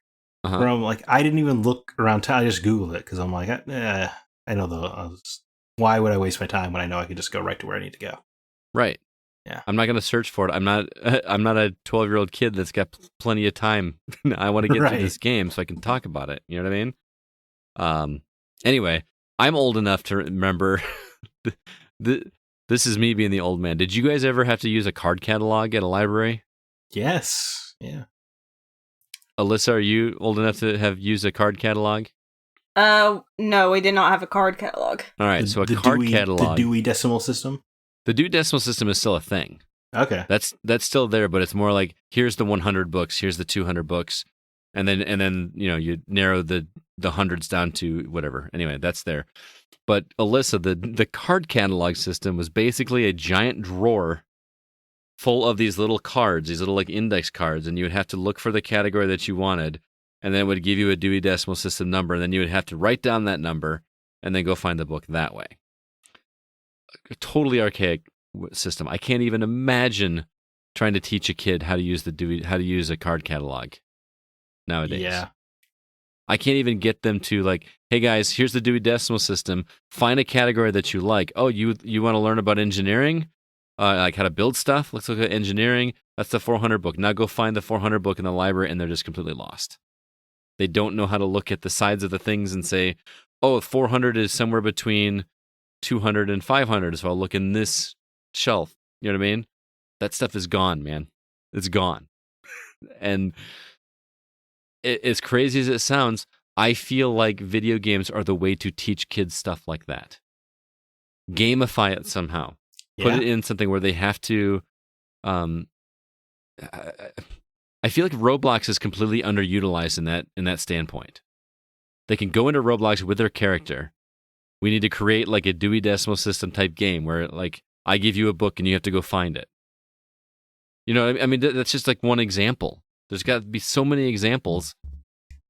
It's just underutilized. So anyway, I sincerely believe that that's something that I learned from video games, because I was really bad at problem solving with things involving working on a car, for instance. I would work on my stepdad's Corvair he had in his garage. It was an old Corvair. And changing a spark plug, I could not wrap my head around how to change a spark plug. Because if you've ever changed a spark plug in some of those old vehicles, they put them in precarious places that are very difficult to get to. And I would get pissed off and throw my socket wrench across and I just would give up. But if you'd put something like that in a video game, like in a VR game, and I could try it that way and see how it works without hurting my hand because I cranked it too tight and hit my elbow on the chassis or something, whatever. I'm spouting out a lot of words. I don't really know what they mean. I would learn better. I learned that stuff in games. And that's why it bugs me when people say, oh, you're just playing video games, because they correlate it to like an arcade game where it's just a score grab. Yeah, it is wild how many people like still don't really understand video games tell stories. Right. But it is, and the people that are like, video games are just for kids. Yeah, or rotting their brain. And I do think they're probably more accepted than you think, Scott, just because you're a little bit older, so you probably still got a bit of a chip on your shoulder. No offense. No, you're right. I do. And a lot of it came from being a kid, and video games weren't cool when I was a kid. No, but even when I was in college, all of my speeches in speech class were about video games, and only the teacher knew what I was talking about because he played video games, and everyone else, like I had two or three people come up to me after I talked about Shadow of the Colossus, because I was explaining how they told story through mechanics in that game, and they're like, I didn't even realize video games told stories at all, let alone this way where they were doing it without proper cutscenes and stuff. And so yeah, you're right. Like people don't really seemingly understand what video games are even today, but you're right that it does increase your problem solving skills just based on their very nature of what they are. Especially games that don't hold your hand. Like you give a kid Dark Souls and tell them to figure it out, they're going to learn what problem solving is. They're going to learn how to make a mental map because you don't get one. I mean, that's a good point there. I mean that's an extreme example because there's no easy mode for Dark Souls. You're never going to get a kid to, I don't know.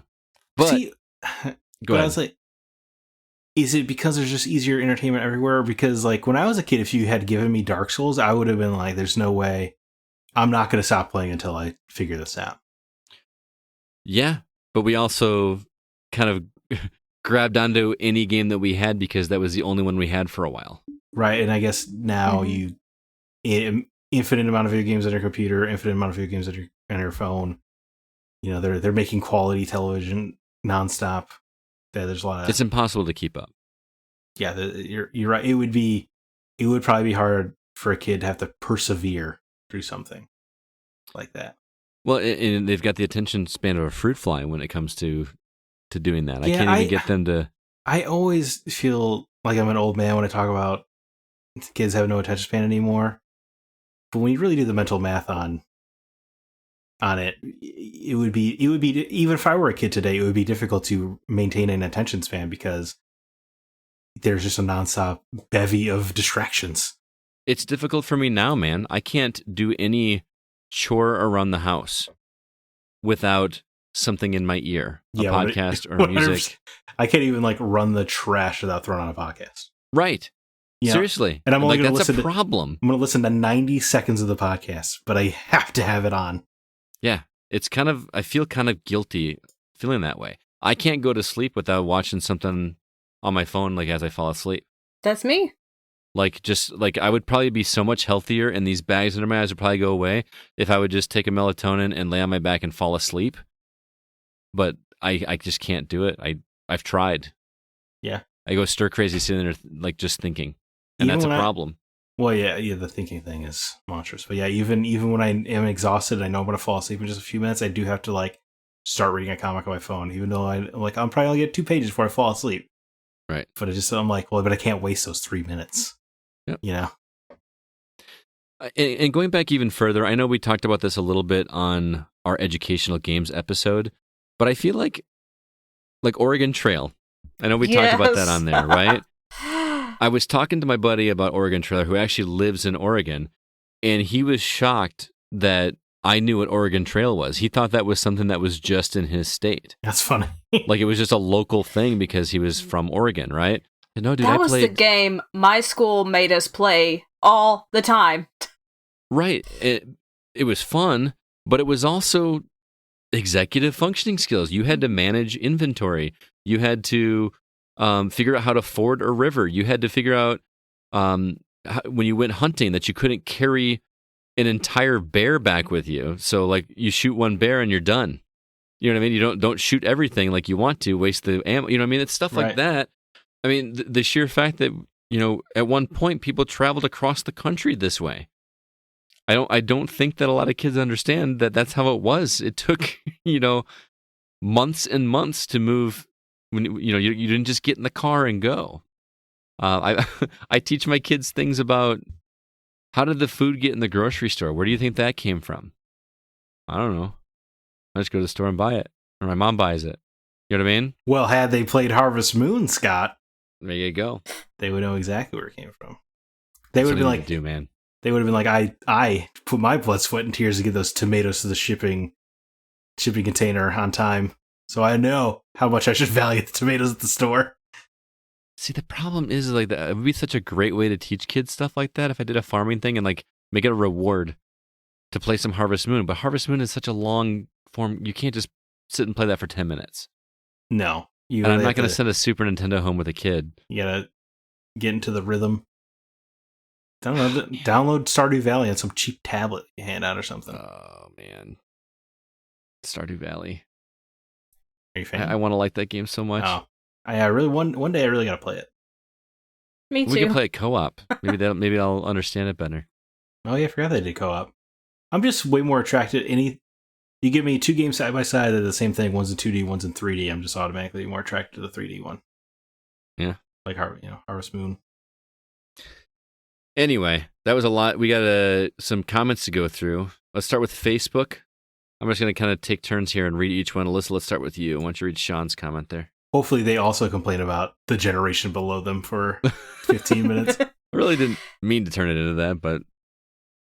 Okay, Sean Coates says, playing SimCity games for 25 years has made me look at my own city and community in terms of development and infrastructure, especially in terms of how much Southern California desperately needs a transportation overhaul.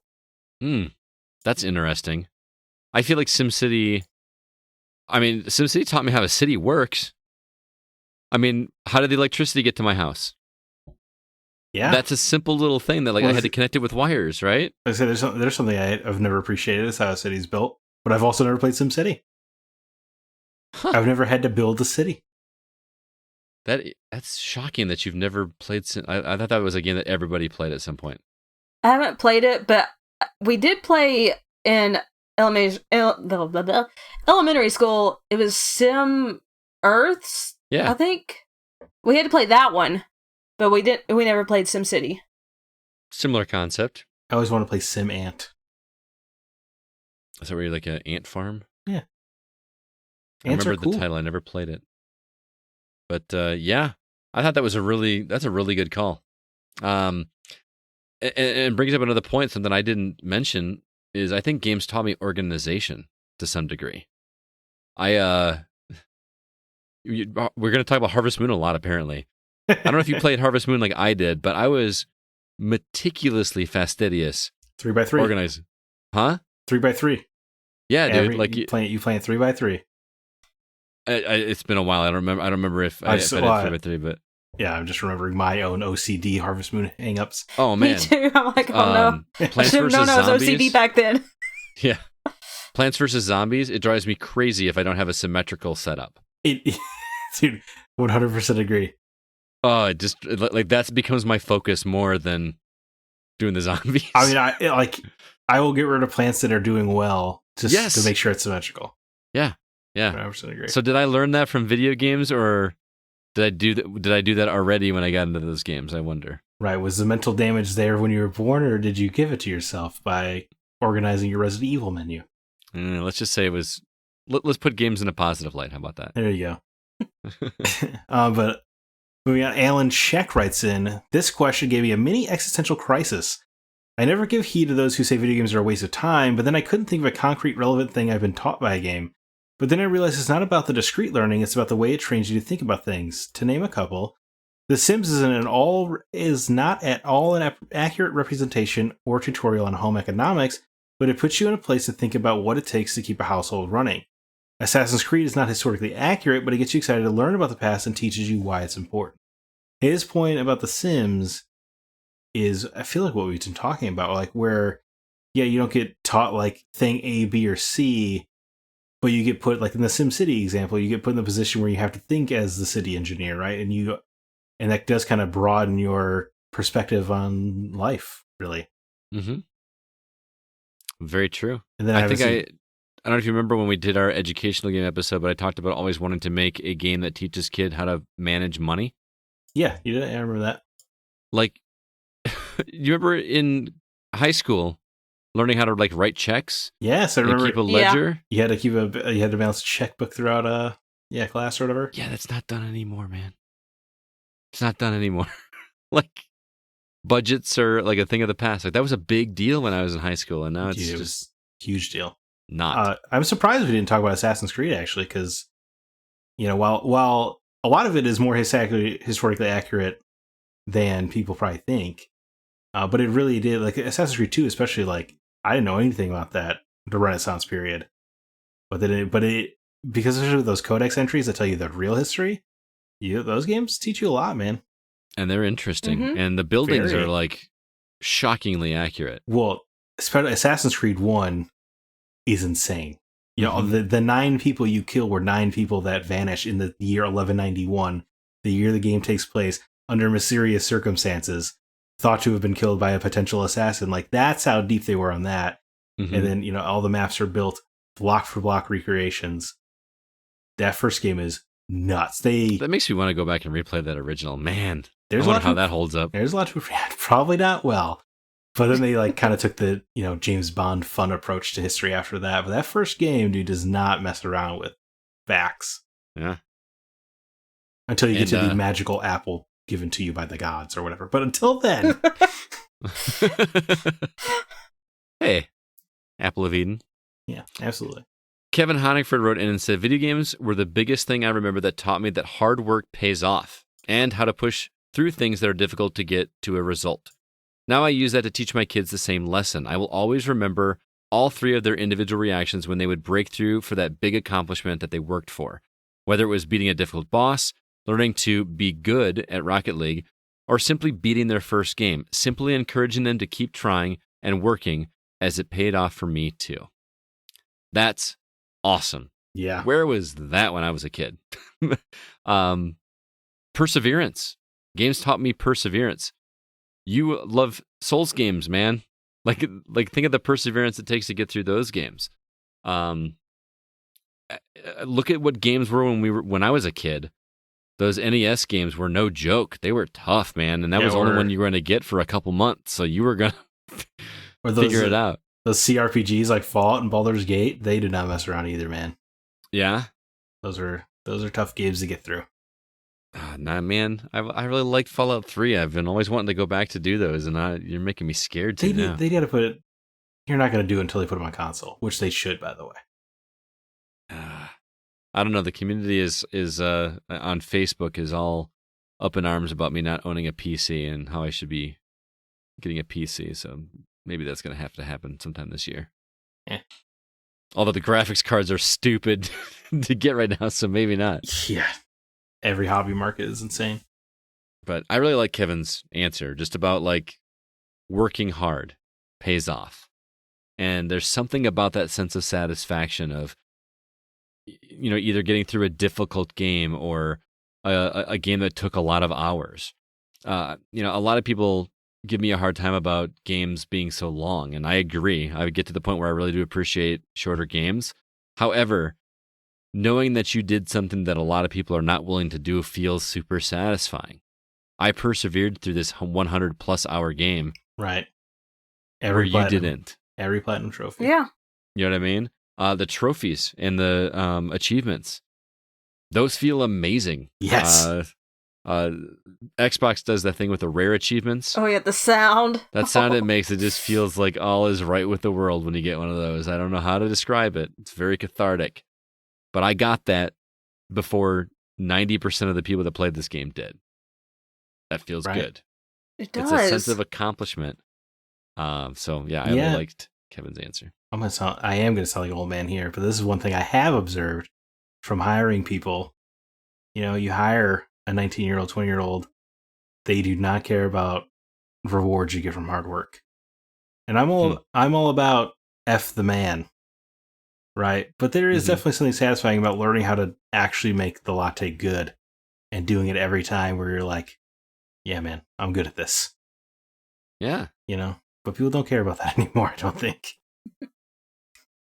All right, Zach, you're up on Discord. No, I'm not. Oh, no, you're not. I skipped over Alyssa. Alyssa, I'm sorry. There's one more on Facebook. Matthew J., and if I butcher this, I am so sorry. Is it Mishan? That's what I would say. That's what I would have said. The game Enslaved Odyssey to the West was what kickstarted me wanting to learn about Asian mythology. Huh. That game's awesome. Shout out to that game. It was a great game. What an underrated game. I feel like I never would have played that game if it weren't for podcasts. Yeah, absolutely. Like, I heard people talk about the game. I was like, I have to play that game, and I was so glad I did. That's one we need to go back to, man. Dude, you don't have to ask me twice. I'd be there. It's only like a 6-hour game, too. You knock that would be fun. Is his name Monkey? Yes. Monkey, yes. One of beautiful scene in that game, man. One of my favorite scenes. And that end with Andy Serkis. Oh, yes. Was like a trip at the time. Andy Serkis is all over that game. Yes, he is. That's when you say Trip, because that's the name of the female lead is Trip. Nice. I want to play that game. There's some DLC where he played as Pixie that was also great. Mm-hmm.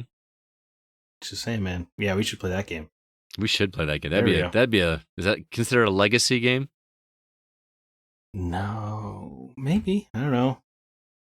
I mean, there's only one game, but what a game. Retro Outsider. The Xbox 360 game. That's where I played it anyway. Yeah, I think it's 10 years old now. Anyway, Daniel Gilmore writes in, Celeste was a title that I connected with on a deep level. As someone who struggles with mental health, I found her troubled and lonely journey to be very relevant. It was a beautiful story, one that taught me that it is okay to feel overwhelmed. For me, there is no better lesson than that. Oh, great answer. Did you play it? It is a great answer. I played it, yes. Did you like it? He's so right. Alyssa? I loved it. Yeah. Did you finish it? I did finish it. Took a long time, but I beat Celeste. I did not care for it, but I'll just leave it at that. You want to talk about feeling satisfaction, because they do, like, you reach the top of the mountain or whatever, at each stage. It just feels like super awesome.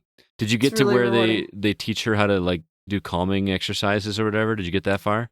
I did, yes. Well, no, you beat it. I meant. Oh, no, I beat it as well. Oh, I'm sorry. I didn't hear. I misheard that you said you beat it. I beat Celeste. I did not care for it. I know Daniel Gilmore in the Discord, and we agree on a lot of things, but I guess Celeste is not one of them. I just didn't. I did not get the appeal. That is one of the few soundtracks that I still fire up and listen to when I'm doing work and I need something without lyrics. That soundtrack is burned into my brain. I love it. I'm glad people love it. Yeah. Bob Villarreal, our own Bob, says, trial and error. Be prepared.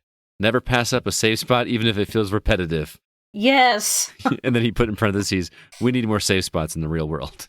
We do. Oh my God. Could you imagine? I would love to have just carry on a keyboard and press F10 whenever I'm about to make a really important decision. Yeah, right. If I'm going to mess up, save. Yeah. It'd be amazing. Trial and error, though, that comes back to what we were talking about, experimentation. Try something out. Kids are so afraid to fail. You know what I mean? That's why video games were great, is if you failed, you just tried it again. And there was no consequence. You had to go back another 5-10 minutes or whatever. That just made me think of Portal. I mean, yeah. You had to figure out the puzzle, but you didn't get punished for, putting the portals in the wrong place. You just had to figure out where you needed to go. That's a perfect example. Just try it and see what happens. Speedy thing goes in, speedy thing goes out. Remember the first time you did that? It was so satisfying. Oh, it was awesome. Yeah, and the game let you figure it out, man. I feel like we got to get back to that a little bit. Mm-hmm. Not every game has to go the whole Souls direction with it, but there's definitely a happy medium.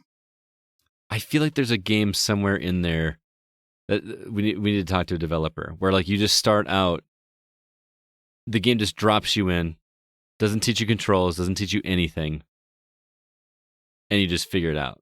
Like everything, you have to figure everything out. Breath of the Wild was kind of like that, right? Kind of. They didn't hold your hand. You just kind of had to just go in that game, for sure. I can tell you, Animal Crossing New Horizons doesn't tell you how to do anything. Oh, yeah. So apparently Nintendo's doing it right. And those are the most critically lauded games of all. Yeah. I mean, look at the original Super Mario Brothers. We talked about that before. Right. It teaches you that Goombas are bad guys and you have to jump over them. And if you jump on their heads, that's how you defeat them. We all learned that lesson without ever reading a book, without ever a single piece of text on the screen. We just learned it. That's a good point. By failing. So maybe, first grade should just be like a course of Nintendo games. I would be down with that. I would switch from 4th grade to 1st grade if I was allowed to do that. So you'd be like, well, first you gotta get through Mario, then you can do A Link to the Past, and then it's Pokemon Red. There you go. In that order? I think so. I don't know anything about Pokemon. So Mario. I guess I was mostly thinking about it from how much text is there. Oh yeah, because of reading. Yeah. Mm-hmm. Mario warm me up. Zelda, nice, comfortable. And Pokemon is like that. That's a lot of read. Yeah. I think there's something about gaming being a part of education that it makes learning way more fun. No offense, teacher man. No, dude. If I could teach just by doing, the problem is that some kids are trained by their parents to hate video games, or they just don't like them themselves. So, you're not going to hit everybody. I can't hit everybody with that. Which is ridiculous because video games rot your brain, and like you're just sitting there watching TV or movies all day, which is passive. Completely passive, but interactive. It's suddenly bad for you. Yeah, bad for your eyes. So whatever the new medium is, right? Comics are demonized. Metal music was demonized. Just one thing after the other. Yeah, it's the devil. Well, that was our topic, guys. That was a lot of fun. I feel like I could have just kept going and going, and didn't mean for it to turn into old man shaking his fist at a cloud, right? For most of that, but I really didn't mean to. But I just feel like that games are a really good way to teach executive functioning skills, and I want to crack that nut somehow. I really do. I wish I knew how to build stuff in Roblox, because that is just an untapped natural resource for kids right now. Imagine, teach them a lesson in Roblox and then reward them by playing a game with them in Roblox afterwards. Yeah. That's perfect. point. I think we got to talk to somebody that makes those things, because there's a stupid amount of games in that game. I don't know. Anyway, next week it is going to be the first episode of the month of May, which means it is time for community questions. So please look for our posts on social media. You can also call us at area code 347-746-2278. Leave us a voicemail message telling us what question you would like us to discuss on the show, and we will play it on the show. But I know it's Zach's favorite episode that we do. They're fun. Of the month. It is a lot of fun. So please keep an eye out for that. But in the meantime, that's going to do it for this episode of The Gaming Outsider. Alyssa, once again, thanks for joining us and being our guest. We really appreciate having you here. I always have a blast. I always love being on here. So thank you for asking me to come on this week, Scott. Absolutely. Where can our listeners follow you and your work? I know you got a YouTube channel and you do all kinds of reviews. I do. You can find my YouTube channel at youtube.com/AlyssaWhite88. If you'd like to follow me on Instagram, that's at It's Alyssa White. And I also have a review page on Instagram at Alleycat Geekery Reviews, if I can even say my own handle right. And that's spelled ALYCATGEEKERY Reviews. And you can also follow me on Instagram at Lissarie, LYSSARIE. Very cool. And you can also read some written content from Alyssa. She does reviews for our website at thegamingoutsider.com, and she does outstanding work over there. Really appreciate you being here once again. Zach, any parting words before we get out of here? You know what, Scott? I texted you about this, but I read the Kick-Ass comics. Just Kick-Ass 1 and 2. So if you guys like the movies, I actually think this is from the writer Mark Miller, who I actually think most of his stuff is better as a movie than as a comic. But this one, I'm taking the reverse stance. I think the comic is better than the movie. It's much meaner, especially Kick-Ass 2 is not for the weak-stomached. I need it. No, you don't understand, Alyssa. Before you commit to that, he told me what it is. It's there's some stuff in Kick-Ass 2 that I'm surprised made it to publication. Yeah. I'm all for that kind of stuff. No, I get it. I get Alyssa. Yeah, I think she'd be into it. It's definitely some dark stuff, but if you like the movies, you want to see a different take on that kind of thing. It's really great. I think the first volume, which is the first 8 issues, is it's really popular in the superhero, indie superhero comics. You'd be like, but what if superheroes were in the real world? I think Kick-Ass is the most realistic, honest portrayal of what it would be like if superheroes existed in our world. It is. It's not just the boys. No, definitely not the boys. Which is the take of what if normal people were superpowered? Because we'd be sick and depraved and stuff. But Kick-Ass is really just the idea of what if a comic book obsessed kid put on a costume and decided to go be a superhero? And it's just very, almost shockingly realistic and shockingly reserved. Interesting. Very cool. My parting words are things that I want people to look me up on Apple Music and be my friend on Apple Music. I switched over from Spotify to Apple Music, and I am struggling to figure it out, and I want to share playlists with people and listen to your playlist. So please come find me on Apple Music. I don't know how to search for people. Do you do it by email address now or whatever? But I'm definitely if you're on Apple Music. I couldn't tell you anything about any music service. Well, I'm not talking about you. I know you don't you're not big into music, but I am obsessed with music. I literally transferred every playlist from Spotify over to Apple Music manually. Wow. It took me quite a while to do that. So all my playlists are over on Apple Playlists now. And I know you're not a big music guy, but I miss the Discover playlist on Spotify. I have not been able to find. I love that playlist. So do I. I have not been able to find the Apple podcast equivalent to that yet. There's a radio station that is supposed to be based on the music that you listen to, and I listened to one Johnny Cash song, and now it thinks I like Johnny Cash all the time. And you press recommend music like this less frequently, And it still keeps sending me Johnny Cash and Bob Dylan and... We know you like Johnny Cash. Don't deny it. No, I mean, I do like Johnny Cash, but when I'm listening to like a radio station or whatever, I'm not looking to listen to stuff that I'm already familiar with. I'm looking to discover new music that I haven't found yet.